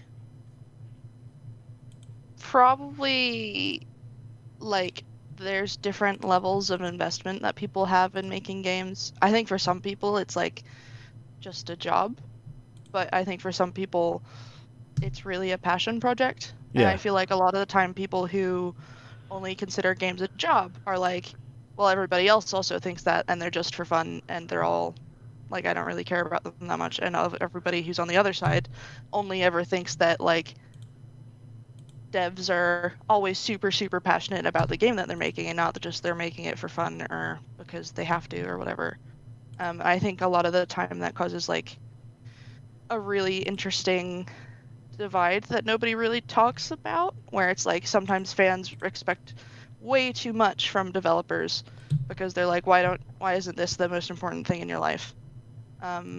But sometimes it's like the other way around, where people are like, why do you care about these things so much? I just make it for work and then I go home and live a non-games life. Right. You can, turns out programming and art can also be a 9 to 5, you know? Yeah. Yeah. It's really weird because I'm kind of like somewhere in between both of those worlds because like I make indie games and I care a lot about indie games and then I work at a company that makes games, so I get to see kind of like both sides of it, and it's really interesting to be somewhere in the middle and have it like both as a day job and as a thing I really care about. Oh, perfect. Well, now everyone is allowed back in the room. The ban has been lifted just in time to learn that everyone's favorite vampire movie bombed again. It's very funny. Oh yeah, I saw that. It's very I funny. love that. I love that we've come together as a community to make sure it bombed twice. Frankly, it's the funniest thing. My question is, which one of the executives saw all of the tweets about Morbin time and were like, oh no, this is a great idea. None of these people are being sarcastic. Let's put it out again. Maybe they're just like hoping like irony visits, you know, they can get the irony money. What are you all talking about? Yeah, Morbius. Sorry. Dr. John Morbius, everyone's favorite Spider-Man villain turned anti-hero. Dr. Michael Morbius. They would, yeah. I don't know who that is. Nobody saw it. Nobody knows who it is. Okay. Nobody saw the movie. And everybody just made a bunch of jokes online about Morbin time. Or like just the fact that Morbius is a funny word. Yeah. Okay. It's like, I'm gonna morb. And then that's it. That's like the whole joke. And then fortunately, it crashed and burned again, which is very hilarious. Very funny. I always wonder, like, what is it strictly because like they're not connected to the same universe, and that's why like people don't just show up and see them? Because I guess I don't know what actually drives a comic book fan to like go see a comic book movie. I mean, I definitely think, at least in part with this, it's not clear that it's a comic book. It's not clear what it is. Like, I had to like look it up, like I was like, what is this? It sounds like a joke, like Morbius. Well, yeah, I thought it was fake when they started showing things of it. I was like, there's no way that they'd hired Jared Leto for another thing, and it's actually like some weird vampire who's kind of a good guy. I can't believe you don't know who Morbius is. This next thing you know, it's like, are you not all? None of you. It's like you're like, I don't even know who the Power Pack are. Nothing but fake.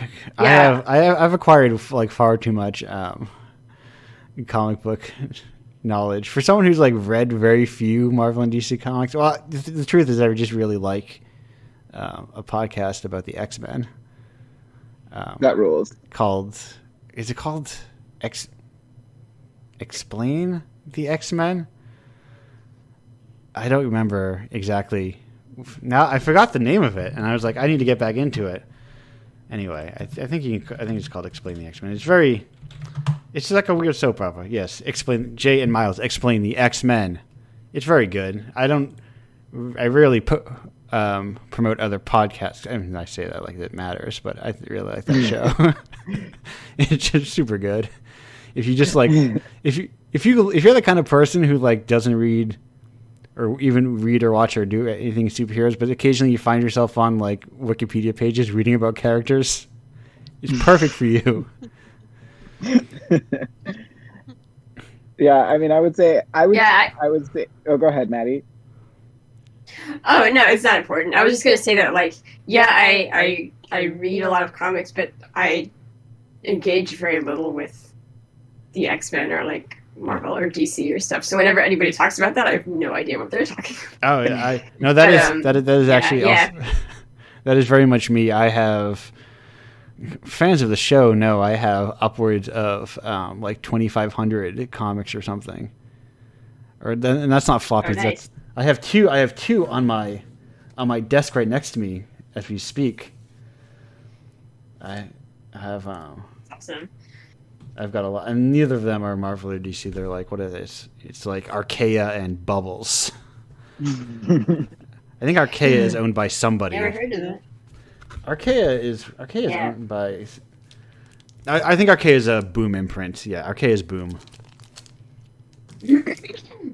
But Bubbles is like I often find myself wishing that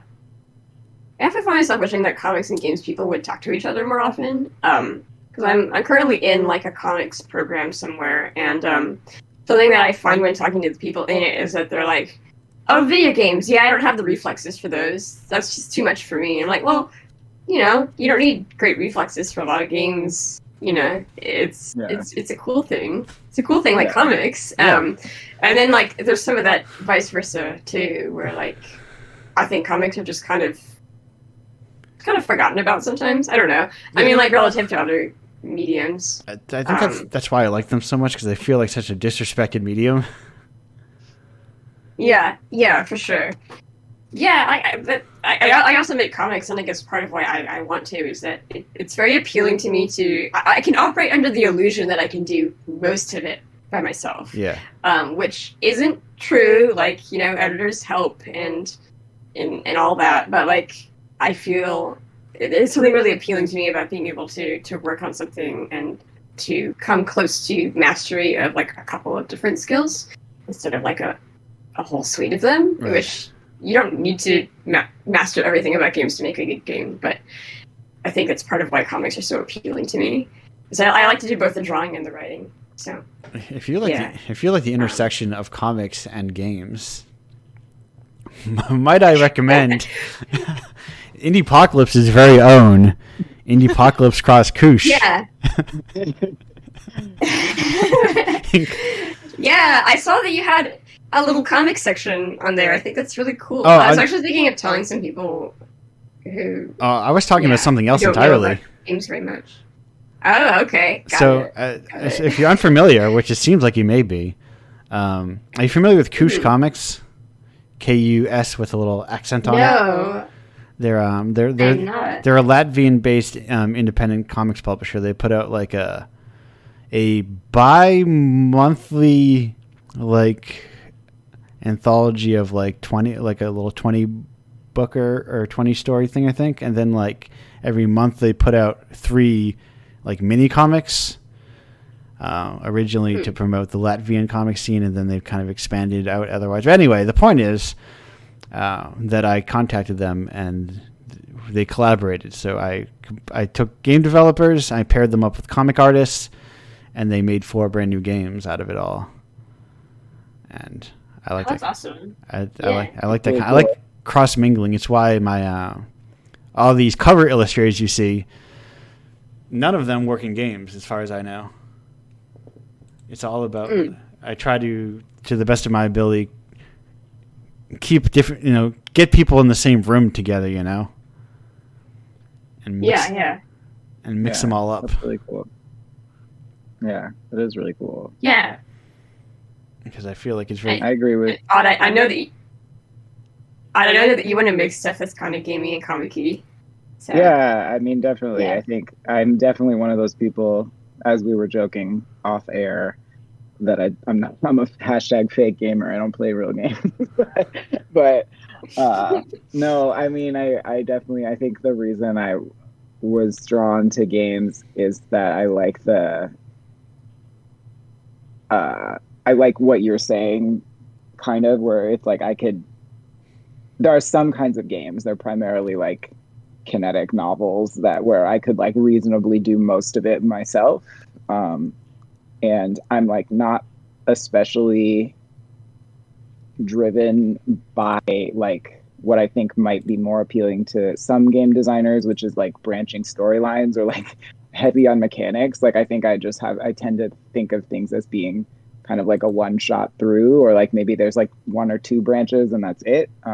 And so I sort of have found myself most interested in making things that are kind of, at this intersection of like something that's sort of like a illustrated novel or illustrated comic, but also that has like kind of the interactive or like kinetic aspect of like Twine games and stuff like that. Yeah. Yeah, your writing's really good. So, yeah. And the tools are like, better than they've ever been in terms of like, being able to just like make stuff without having to worry about like programming and things like that.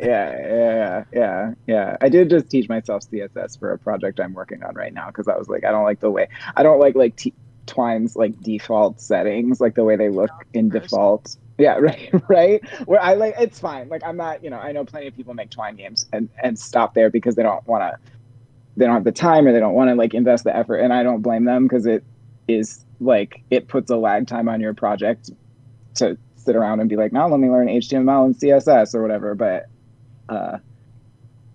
I do like having some control over the like kind of back end of it, like just a little, even if it's just the like aesthetics, like right, even if it ends up just being like, here's what you're going to see when you look at it, versus like me redesigning the entire like code that runs Twine. But it is really nice how usable and accessible Twine is, and I think there's a lot of opportunity out there for people who, like what Maddie's saying, maybe are not like coders, or like they sort of imagine games to only be like first person shooters. Right. Yeah. And it's like, no, there's a lot of other, like you can do a lot of like effective with an A, not effective, although you can also do effective storytelling, but I mean affective storytelling or like expressionist storytelling with like kind of narrative games or like kinetic novels and stuff like that. I think one of the things that Twine could also be really good for that I don't see people use it for very often is just also like prototyping any kind of decision-based gameplay. Like I feel like you could easily make a prototype of what is essentially Pokemon in Twine or Ink or any of those kinds of things, and I don't really see people do that very often. It's like, oh, it's a narrative engine, and it's like, oh, but it's also basically a flowchart. Yeah. Right. that you can input stuff in. Yeah. Yeah. And I definitely know some people who like, even if they're gonna, like whatever, it's gonna go into something that has like it's gonna use in Unity or something that where like there's gonna be more like it's gonna have more kind of intensive graphics, like a heavier graphics engine. Like I've definitely seen people basically write all their choice hubs in Twine, so it's not as because it can get really annoying even for someone like me where the choices are all sort of fake or like they branch like once or twice, but you have to like kind of, if you're writing it in straight script format, you have to like do all these like weird little reminders to yourself where you're like, here's where it stops being storyline 1, like whereas if you just do it right in Twine, you don't have that problem. Right, because worst case, you just look back at your Twine game. You're like, all right, I already did all of this work. Right, exactly. You're not like trying to find like 4 different text files. Yeah, I've had a lot of like defining what is like the best organization tool, but my solution has been don't make games, just go on a 2.5-year crusade of publishing and promoting them, and then you don't have to worry about that. Yeah. Yeah, don't make games and don't play games. Yeah, that's my technique. Watch movies. What are people playing games for? The secret to making games is just not making them at all. Yeah, but I do really feel I do feel sincerely like Maddie has cultivated a space in particular where it's like really possible to like interrogate what a game is, or like to help kind of alleviate a sense of like every game has to be like Fortnite, or even, I mean, Fortnite's really expensive, but even something like you would play on like the DS or whatever, like I think, or the Switch, right? Like I think Maddie has done a good job of kind of encouraging like other forms of exploration and like platforming people who do other stuff in GDG. So it's really cool to see that happen. Oh, well, thank you. Yeah, I appreciate it. Yeah, I that's definitely like a goal of the space. I just want there to be a space that people can just hang out and make stuff in, and not. I feel like Twitter's pretty awful for talking to people. Yes. Like, or like, I mean, you can meet new people on it, but yeah, I think that part of the reason that everybody's so mad online all the time there, or like it's one of many reasons, is that they. I think people need a place to talk to each other online that's like less compressed, and like they can get like a real back and forth with somebody. Yeah. And I think Discord is that right now. I'm worried that it will change or become worse over time. I was sort of talking with a friend the other day that like it would be nice to have something like a Discord server that you can own. Yeah. That, which I guess is sort of like IRC chat or something. They're like, there are features there of Discord that I like, and I kind of wish, I don't know, I wish there was a way to make that. That's like a larger conversation, I guess. But yeah, yeah, there need to be more spaces that people could just kind of hang out and vibe. Yeah, and not have like not assume that there's going to be a lot of people that you don't like in those spaces, which I think is like the main. Yeah. Because I think people are like maybe just drawn to it more often. Because I'm like, a lot of people will be like, oh, Twitter's terrible. Look at all these. Like, where do you find all these terrible people? You just need to like not talk to them and like curate your space better, I guess. Like right. I do think Twitter is free. Yeah, I do think Twitter also has like a vested interest in like keeping people on there for as long as possible. So it like does a lot to make it like you can block as much as you want, but I still think you just end up like, because everybody's like in the same place. Like I think it sort of privileges antagonism more than anything else. Yeah. Where like Discord, you can, I mean, it's totally, Twitter's like completely unmoderated and like anybody can be doing anything. Whereas with Discord, I think, you can have closed spaces, you can moderate them, you can like sort of set the standard for how you want a space to interact, which isn't to say there can't be like toxic or abusive spaces on Discord. There totally can. But I think you can just sort of cultivate like a a better way of relating to each other than you can on Twitter. Right, because if you don't like someone in Discord, you can just ban them right away. You don't have to. Yeah. And there's no strike Yeah. system. They don't appeal. You're like, no, I just don't like you. You're gone. Yeah. Yeah. That's we try to be very light on that, but Yes. that Yes, has well, happened very rarely. Yeah. I think in general, I like get you that. Yeah. people who warrant that kind of behavior are very few and far between. Right. Yeah. Yeah. I would say like the most wounded rejections we've got as far as the space have been people who were involved in NFTs and they wanted to gain access to it. Yeah, so we have like an invite system where like we ask like a very simple question, which is like, why do you want to join the space? And like I know it's just one question. It's as open-ended as possible for a reason, which is that there are basically no criteria aside from being like a gender or sex marginalized person and not being an NFT asshole or just like an asshole in general. Yeah. And the number one reason we turn people away is that they, you know, they're there to promote their DAO or something, and the most wounded rejection that I've had to field has been from such a person who I'm waiting for that to happen again, but it was a real yeah, ride. That email was a real trip. Yeah, that was an essay. They got really mad, but anyways, usually it's not that like that. Most people are very cool. Yes, yeah. Even with like a fairly, I have a very. Also, it's the Indiepocalypse server, very not what you would call active. It's in a lot of ways a glorified newsletter for me to ping people when releases come out. But even then, like with a fully unmoderated system, I also have a rules page because I feel like you should know what the rules are, you know, of not being a shitty person. I don't need to explain them. That's the thing that's always found. Like, we don't allow racism and sexism. I'm like, no shit, you don't. Why would you?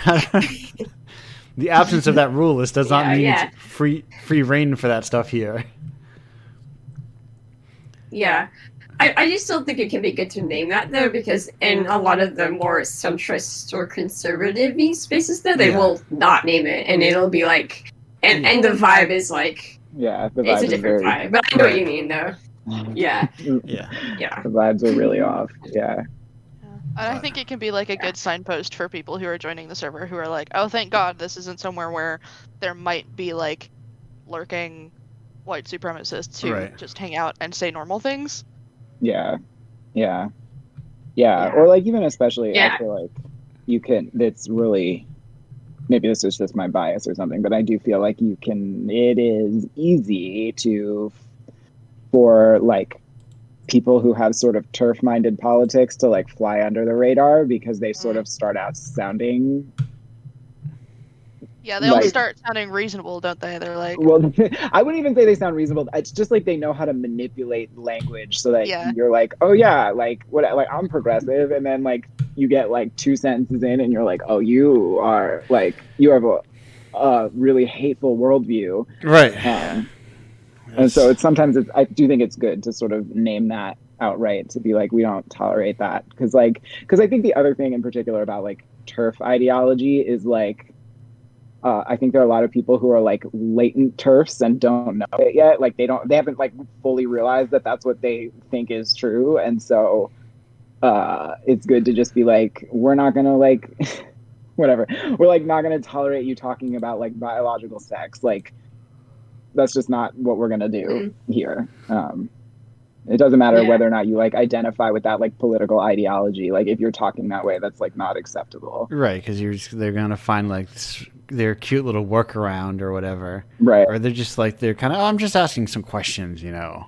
Right. I'm just curious. I'm not, Yeah, I mean, I think if it came up multiple times, I could start adding some pin stuff. But I fortunately have a very large and very quiet server.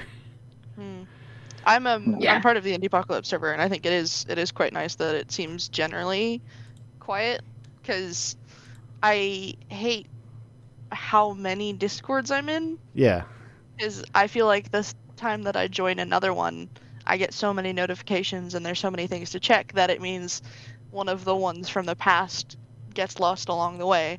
So I'm in so many Discords where I feel like I have to keep up with so many notifications all the time. And some of them are like really nice. Like I love Game Dev Galaxy and I really like Sprout, and I have a couple other ones that are like just me and my friends. But Indiepocalypse being so quiet and mostly just being for like announcements and stuff is like quite refreshing actually in that respect, I think. Well, thank you. It's too many people for me to interact with, and I'm like, I don't know any of these people. I don't want to. I only have like literally my server with my friends in it is the only one I actively interact with. I have a bunch that I joined so that I could promote something, and then I muted them and put them in a folder and forgot about them. Yeah. That's like the Discord aesthetic, though. Yeah. Like, let me join the server and then mute it and forget about it. Yeah. Well, I need to promote my stuff every month or whatever in the itch server, but I'm not gonna talk in the itch server. Yeah. About I'm in the Twine server for a similar reason. Like I don't talk. I just hop on sometimes to be like, why is my like code breaking? Like someone who understands this better than me, please help me. Yeah. No, it's just not the kind of life I live.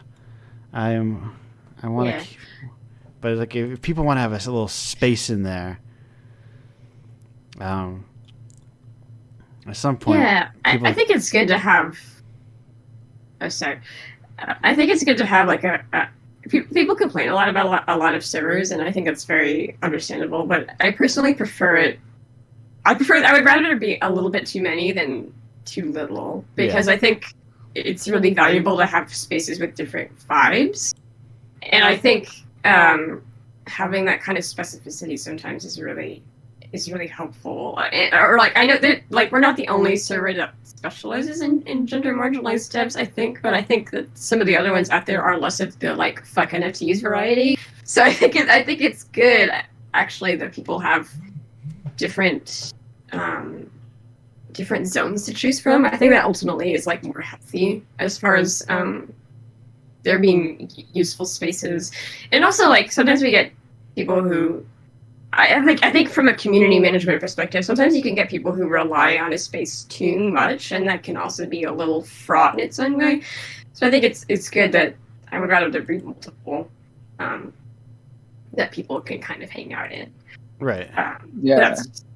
That's just me. No, I agree with that. I don't particularly have a problem with like this being involved in too many servers. I think I just acknowledge that I'm in a lot, but like I think for me, like something that the reason I'm in a lot, which like I think it can vary depending on like how your sort of cognition works or like how you interface with the world. Like for me, a lot of times I'll join servers specifically because they're related to something that I intend to do or like need to do, but I like won't remember that I have some problem that I need solved, and if I don't have like a server there, or if I don't look at the server, like have to look at it, I'll just completely forget it. And I think that like there's one that I'm in for like audio producing, right? And I've like haven't used it in any capacity. Like it's just sort of like I have this like eventual goal to like figure out how to make some audio to go with some of my games, and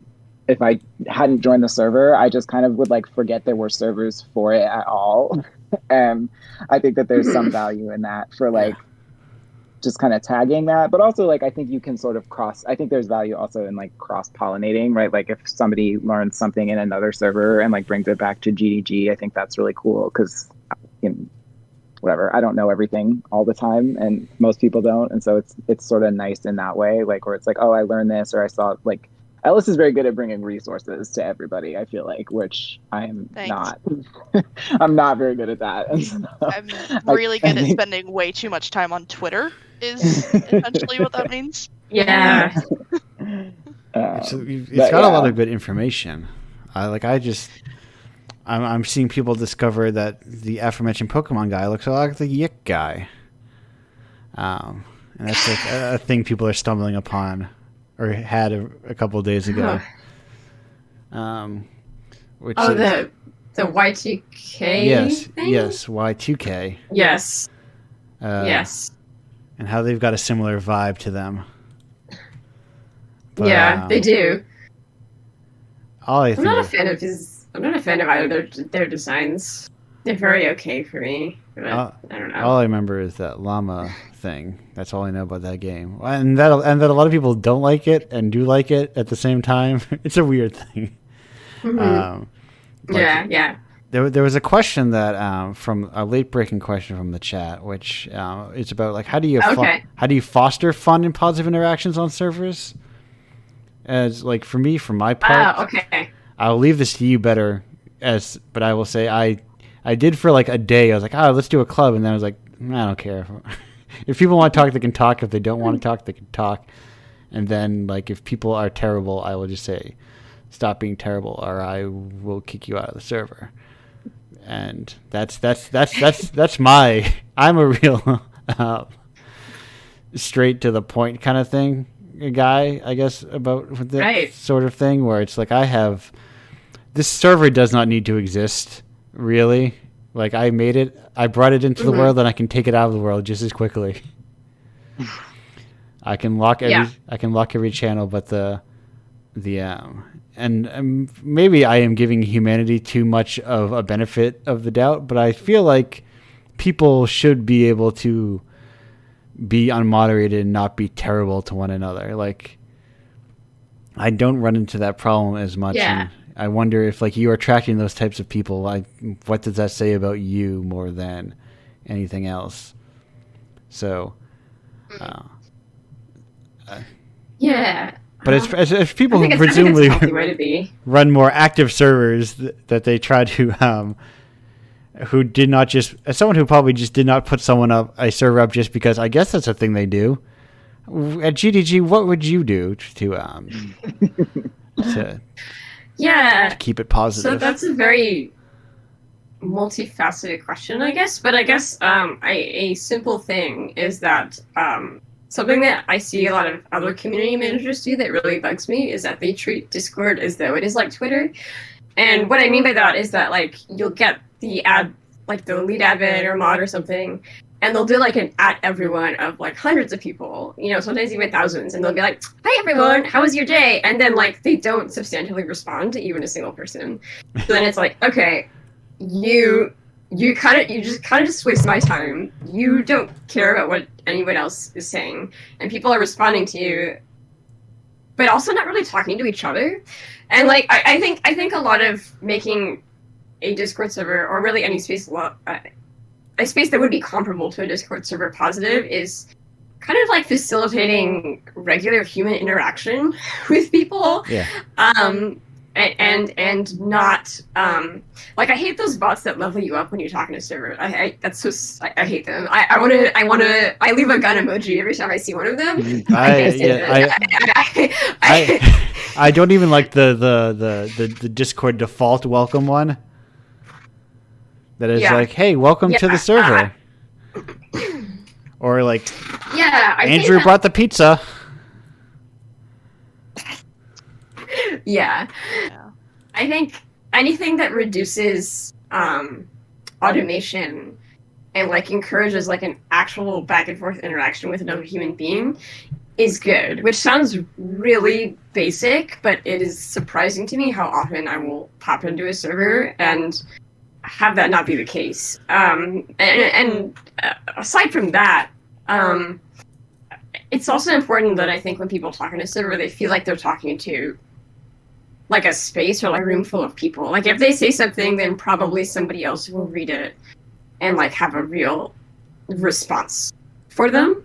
Even if that response is like, oh, I don't know, or oh, that sounds interesting, even though I haven't heard of that, or whatever. You're basically like, you're fulfilling the role of kind of like a bartender almost. So your goal as a bartender is to kind of facilitate these interactions while also not crossing these lines as far as like causing people to rely on you in weird parasitic ways. So it requires like a lot of thought and I guess conscientiousness towards everyone involved, but you also got to be like good at keeping conversation going in like a genuine way, and that's really hard to describe to people in a way that like is I don't know. It comes down to a lot of small micro interactions of like kind of like assessing people but also not acting like a cop. Right. I don't know. Community management is interesting, but yeah, that's kind of where I would say about it. Yeah, I think once I realized that there's like, I didn't want to like add in everyone in the server. And I realized there were like, now there's like over 400 people. I'm like, that's just a lost cause at this point. That's just too many people in one space. Yeah. Like, to facilitate like meaningful conversation.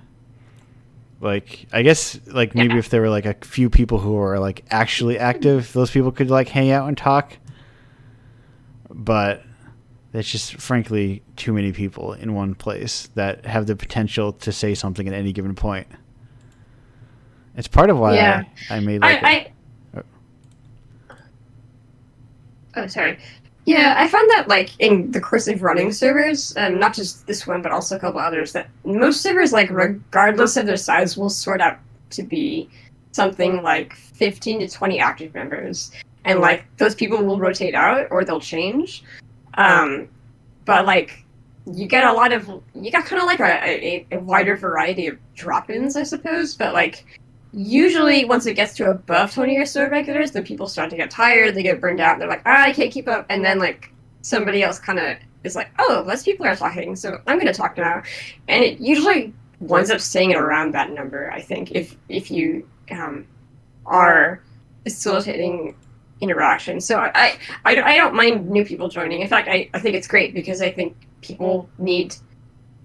Yeah. I think there needs to be points of entry for like new people in the industry, and it can't all just be like these friend groups that already know each other, right? So I think drop-ins are welcome, but where was I going with this? Yeah, I think that even large servers that seem intimidating, they're less intimidating to me once you understand that actually it's probably like the same 15 regulars, which like maybe 15 is too much, but I suppose it depends on how one engages with it. Yeah. I think it's anyways, it partially like depends on the goals of the space as well, because not every space wants to foster interaction, and I think that's fine.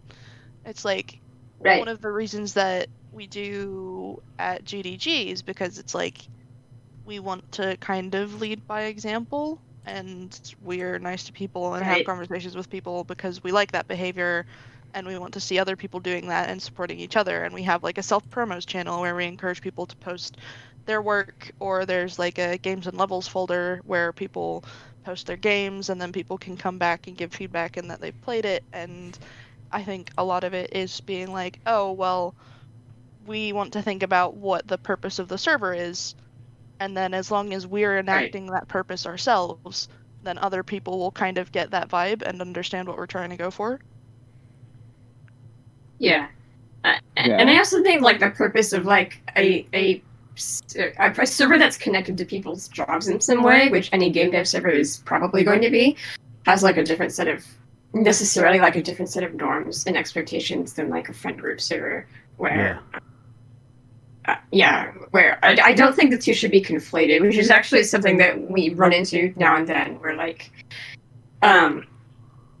there's like a certain level of venting that I think is like inadvisable to do in a professional space, just because you don't know who could see it, who could run with it, or whatever, and like that's another line that one has to be thoughtful of, I think, as far as managing such a space. But not all spaces need to be like that. They all have different goals. Anyway, Odd, you were saying something. Oh, I was gonna say, I agree with everything that you have both said. I know some people have articulated they find this like a little overwhelming, but I actually think for like kind of bigger servers where there is kind of a defined career goal or something like that, it like having like channel organization really helps. Like this also sounds kind of obvious, but I've found like I've been in like kind of there's like a lot of YouTubers who like make servers sort of notionally, particularly art YouTubers. They make servers kind of notionally to like help people progress in their art, but they're like really disorganized. And it's like, I think it's much harder to interact when you're like, is this okay if I say this here? Like what? Like, whereas if you have sort of clear channel distinctions and the channel names are like pretty obvious, like new people can join and kind of backread different channels and be like, oh, okay, like here's the like right place to share this, or have a general sense of like, oh, these are the channels for kind of talking about like life versus the channels for like asking about career stuff. I think that really helps reduce the sense of like overwhelm, because it gives people kind of like a blueprint for what's what. And also I think it's nice because if you're like, oh, there's a channel in here that like where they're just talking about something that's like straight up not something I'm doing, you can just like mute the channel and not necessarily have to mute the whole server if you're not interested in doing that. So it sort of allows for like a little more fine-tuned level of interaction. Yeah. Perfect. My favorite channel in GDG is called Cryptid Cave, which I refuse to explain the purpose of. Yeah, it's and people are like, some at first, especially at first, we had people come in and be like, "What's this channel?" And be like, "It's Cryptid Cave." And they go, "What is it? What is it?" And I'm like, "Well, it's the cave for cryptids." Cryptids, yeah. And they're like, "Oh, yeah." They're like, "Okay," and I think that's good. Yeah, so maybe a little confusion's okay. But, a little bit, yeah. But the other thing I think is helpful is also like having the mod team interact. Not like, it's sort of like what Maddie was saying, where you sort of have to act as a bartender, but like I just think there's like something very off-putting about servers where the admins and the moderators will like never interact with anybody. It sort of feels like a weird. I don't necessarily mean like you have to be everybody's friend or like put on like a permanent like customer service voice or something, but I just think that like when like I didn't join GDG as a moderator, I joined as just kind of like a person, and it's nice to just feel like the mod team will respond if you say something, because then I think that helps other people be like, oh, there's a conversation to be had, as opposed to it just being kind of like, here's this person who joined and like nobody is paying any attention to them. Even if what you say as a moderator is just kind of like a one-off thing, like you can sort of do that thing where you like ask a second question and that sort of fosters conversation. You don't even really have to share that much of your own opinion or say anything about yourself if you don't want to. Like I just think kind of seeming engaged and like kind of trying to help people feel like they're being heard goes a really long way. Yeah, I was gonna say, I think Maddie touched on it earlier as well when I think you used the word like facilitate, and I think that's like really key, where it's like you don't necessarily have to be super involved all the time, but as long as you can get other people talking and give them the space to talk, or you see what people are interested in and then you start adapting your server slightly towards that. Like in Sprout, when we started like a games crit club, so monthly we play some tiny little narrative games and we talk about what we liked about them and what we didn't like and how we thought the narrative design was and the writing was and that kind of stuff. That came around because some of us played some games together and were like, hey, actually this is really fun, so we made it like a server event.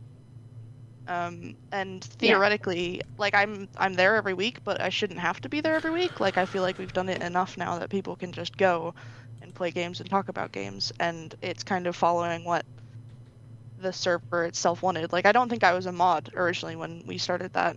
So it's just really cool, and I think it's just like you figure out what people want and what you want for the server, and then you just facilitate that, even if you don't have to necessarily be there like all the time. Yeah, you kind of wind up being like an icebreaker for a lot of different things, which again goes back to like the less automation the better. For the most part, I haven't really found a good use for most bots in our server of that nature. Like we have like pronoun pickers and stuff, but aside from that, it should feel like you're talking to a human. And ideally, if you are that human, it's also good to have some sense of boundaries, and not try to like, I don't know, like take advantage of people who are, I don't know, they're because it's like a queer space too. We're a very queer space, so occasionally I will get people who try to approach me in like a very, I don't know, in like a way that I don't feel qualified to handle per se, and it feels like like I need to be mindful of not taking advantage of people, even though like being a moderator is really not that much power, but it is some power, and like sometimes people will respond to that in ways that are like, okay, it would be better to keep, like I try to keep a distance from people in a certain sense, but also be friendly, which is like an interesting headspace to be in a lot, I suppose. Right. But yeah, lot to consider. Perfect. That's a lot about Discord servers. Yeah, yes, more than I think about them, but that's why I'm like, I'm going to step back. Also, I think my Indiepocalypse itself is very quiet, because I think what people would get out of it, they get from like something like GDG, or like they're getting what they would get from these people and like a bunch of other more active servers, you know. And this is just like another one that you joined because you joined 30 servers and mute them all. But speaking of GDG, we're gonna wrap this. GDG meaning Game Dev Galaxy, which I don't know if we've said that out loud. I think I may have at the top, but it's been like over 2 Maddie hours. Definitely said it at one point. We're gonna wrap it up, close it down. We're gonna go around the horn and see what people have got to promote, as you do, because this is a radio show. Ellis, what have you got to promote besides, of course, Is it .zone? .info. .info. Yeah. Okay. Info. Like a couple of the others were taken already by somebody camping on them, so I was like, okay, I had that one. So I had the link in my the question thing, but I closed it because there were no more questions. Yes, Game Dev Galaxy. Besides GameDevGalaxy.info, which, listen, you've already heard. If you've been listening to the show, you've heard about the whole submission process, the vibe of the server. Hey, you know what? All these people are here because if you think, yeah, this is a server for me, you should probably go there and check it out, even if it's one of the ones that you put on mute forever. You know, give it a look. Yeah. These spaces exist. We love our lurkers. Yes. Yeah. And sometimes, listen, I am a lifetime lurker. That's what I do. I like to chat with my friends. I sometimes get nervous that when I'm going to post a good thing to my friends, I'm like, oh no, did I accidentally post this good picture in the Indiepocalypse? I'm like, good. I've had a couple close calls where I accidentally clicked on Indiepocalypse when I went to post on my friend's chat. But yeah, and really, these are just like spaces to get involved in. Maybe they're Discord servers. Maybe they become like, Discord is but one singular service, Right. And if you can find a community and like you can spread beyond that and saying like, hey, here's a cluster of people, and then that's our friend group has migrated from like service to service to service. We're on Discord now, but we were on other things before, and we'll be on other things in the future, I'm sure. But anyway, that's all. Enough preamble. Ellis, what have you got to say? What have you got? Where do you want people to go? I don't have anything for myself, so I'd like to promote the most recent Indiepocalypse, just because we're here already and because it has the Locked Birdhouse on it, which is a very cute little game. And I'd also like to promote Will Die Alone, which is out on Xbox and Switch and Steam, and will be on PlayStation soon, by an Indiepocalypse alum. Yes, very good. I think was that also one of the ones that was at the... that was also as part of the... Oh God, I forgot the name of it. The Polish... it was in the Netherlands.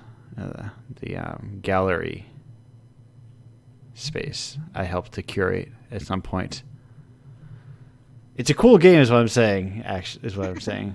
Well, Die Alone is good. It has new stories on the new platforms as well. It has like an extra bonus story for being published. Exclusive content. Yeah. Gamers love to hear exclusive content. What skin do I get if I buy it at GameStop? Do I get any GameStop exclusive photos from my past?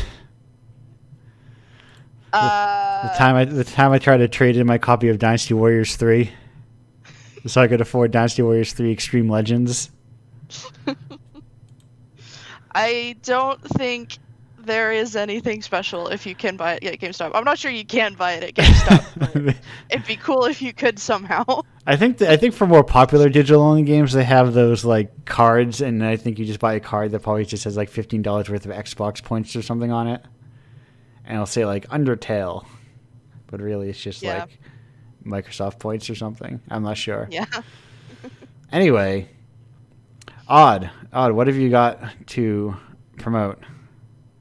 I recently put a novella on my itch if anybody wants to read it. My itch is bloodmachine.itch.io, or you can follow my Twitter, which is Machine Blood. I'm at Machine Blood on Twitter, but the O's in blood are X's because Machine Blood was taken already. So it's Machine and then BLXXD. Otherwise, come say hi in GDG. That would rule. We'd love to see you. Yeah. I mean, you also have your own website, even, which is honestly me or Ellis. You do. Oh, I do. Yeah, that's linked on my Twitter. There's so many links. Just go to my Twitter. Yeah, just go to your Twitter. Go to Twitter, then you can go to a website, and then I encourage people highly to make their own websites if they can. Yeah. The novella is also linked on my website. Yeah. It'll just take you to my itch, but whatever you want to do. However you get there. Yeah. Maddie, what have you got? Yeah, so I guess we talked about GDG a bit. I guess I'll also plug Sprout, which came up before, but which is a games narrative server for people who want to get a job in industry or who are just doing it as a hobby. But that server is mostly run by Ellis and by Elliot, who has come up a couple times already. But if you would like an invite to that server, go DM Ellis on Twitter. They are under Ellis Dex. Or I'm assuming also Elliot Harriman, or yeah, you can actually. get I don't know if your names are open. If anyone here is in the Indiepocalypse Discord server, I am also in there as Hellis or something. So you can find me on Discord and DM me on Discord as well. And that Ellis Dex also has a sneaky little underscore at the end. It does, because Ellis Dex was also taken and is actually a suspended account, and it makes me incredibly mad. Yeah. When I looked up Blood Machine, it's like a dead account. Like nobody has posted. I'm like, why? That's also the Indiepocalypse account, because somebody said you should get the Indiepocalypse account and make a business, like a brand account as well. And I was like, okay, fine. I looked and there's taken, and then I made one, I think, also with the underscore, and I was like, I already use one Twitter account that nobody looks at. Why do I need to have one that even less people look at? Yeah, totally real. Wow, I don't know. Perfect. Join servers. Yeah. And yeah. Network in a place less awful than Twitter. Yes. Or network in person if you can do that. I don't know. Whatever you want. But again, we are at Galaxy Dev Zone on Twitter. That's where I got the zone from. And you can find. It's like that because our first account was banned because we sent out too many invite links over DM. Nice. But go to that account. And say hi. And Yeah. Perfect. Yeah. Perfect. Love to get people connected with each other. Yeah, yeah. Listen, and you don't need to. As someone who is very, very like touch and go with the connections I form, that's also perfectly fine to do. You know, if you're just like someone who's like, hey, you know, I don't like to talk to crowds of strangers because I feel that they're all already friends and that I am not welcome in these spaces because I'm not their friend. You can still look around those places and pop in occasionally, and never lose that anxiety still. Because listen, I also made a joke earlier, a couple days ago, about Pride Month is for hamburgers that say you're valid, and Burger King Austria out here cursing me with the prophecy of making Pride hamburgers. Thank you, Burger King. I forgot it was Pride until someone told me. Yeah. You didn't see all everyone's new rainbow avatars. Oh, I know. I that was how I remembered. Like I do not keep track of Pride Month, and then it rolls around. And it's like, okay, it's fine. It's here. I'm gay. Awesome. It's fine if I'm gay. That's the slogan for Game Dev Galaxy. Thanks for the reminder. Yeah. Oh wait, I'm gay. It's my month now. Time to buy rainbow versions of everything. Yeah. Oh my God. Anyway, as someone who is very private about their lives, no month is for me. I'm private month. That's my month. Yeah. No one's seen me month. My month is none of your goddamn business. Yeah. Literally. But you know what I would say? Hey, you know, if you're here, buy Indiepocalypse. I think it's good. Yeah. Do it. Or support them on Patreon, because that works too. Yes, supporting me on Patreon. There's a Patreon dip. We're going to go below 400. When I say we, I mean I. There is no team. The team is myself. It's going to go below 400, which means that it's no longer guaranteed that it will reach that first up the royalties amount, which is, I like to stay above that. It's good to make forward progress, you know. Like any good corporation, I can only grow, and a life without growth is unimaginable. It's unsuccessful. But it used to be like Facebook's like unironic slogan was like "move fast, break things, and grow forever" or something. It was very dystopian. It was very like. Listen, I will worry about it when I stop growing. When if this thing breaks even, I'm fine. That's good. I'll stop worrying about that kind of stuff. So it's not even technically grow. I just want to shrink less. Lose less money. Whatever the opposite of growing is. I want to stagnate less, I guess, is what I'm saying. Yeah, totally real. We're all just out here surviving. Unfortunately, we need money. Yes, yeah.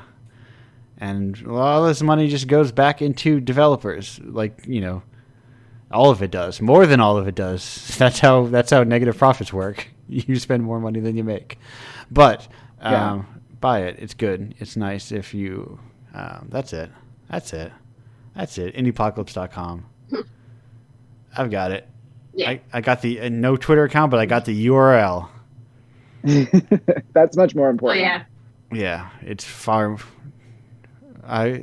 one day my own webpage will look like rpgmaker.shrine.com and people will be exactly full of tables all the way down. Tables all the way down. It's a functional website. It's all I need, you know. No one needs a website that's one page that scrolls into 3 separate sections and at the bottom you have everyone's LinkedIn photos. Oh my God.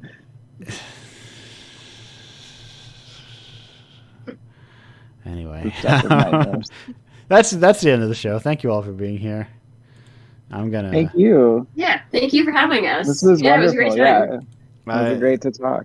Thank you. I like to have these little spaces where it's like, hey, you know, they're like the little after con networking events. Maybe one day I will shuffle you all around and stick you in just with strangers even. see then how you perform. But no, I like to create like my thing is to become like is least insular as possible. Is like as open. Yeah. I want to kick open. I want to if I can get the door open to the industry, I'm just gonna prop my foot open and let all the rabble in, and then we'll make a big mess. Yeah, exactly. And people will go to conventions and be like, all those Indiepocalypse people, they don't respect the decorum of the industry. They're all like out there making their weird small games, and they're like, verticals. Nice try, buddy. Who gives a shit? Here's my vertical. It's called a whole game. Sorry, my mistake. They just go, here's my vertical, and it's their middle finger. That's the perfect. Anyway, I want to. Yeah, just go to GDC and give everyone a big middle finger. Yeah, I want to raise a generation of rude punks who hate the game industry. Yeah. We need the only way forward. There's far too much media training in the industry. Too many people being toxic positivity and all that. Attack and dethrone God, as they say. Yes, and God is like, I don't know, EA. Yeah. Anyway, I'm glad. Go out and support your CEOs who all gave the same kind of generic boilerplate pride announcements today and yesterday. Gross. It all kind of sound. Oh, we here at BioWare support all folks of all identity, and they put folks with an X because they're a true ally.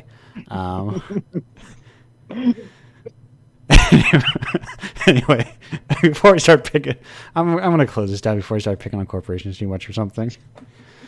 Before I start, and someone's like, "Oh, I work at EA. Don't be mean to me." But anyway, we're just here to have fun. Thank you so much. Really, it was great. Yes, thank you all for being here. Alice, Maddie, Odd. I went a little fun with my ordering. Thank you all for being here. Yeah, thank you. Gonna leave with the same song I always leave with. Goodbye, everyone. Bye. Goodbye. Bye.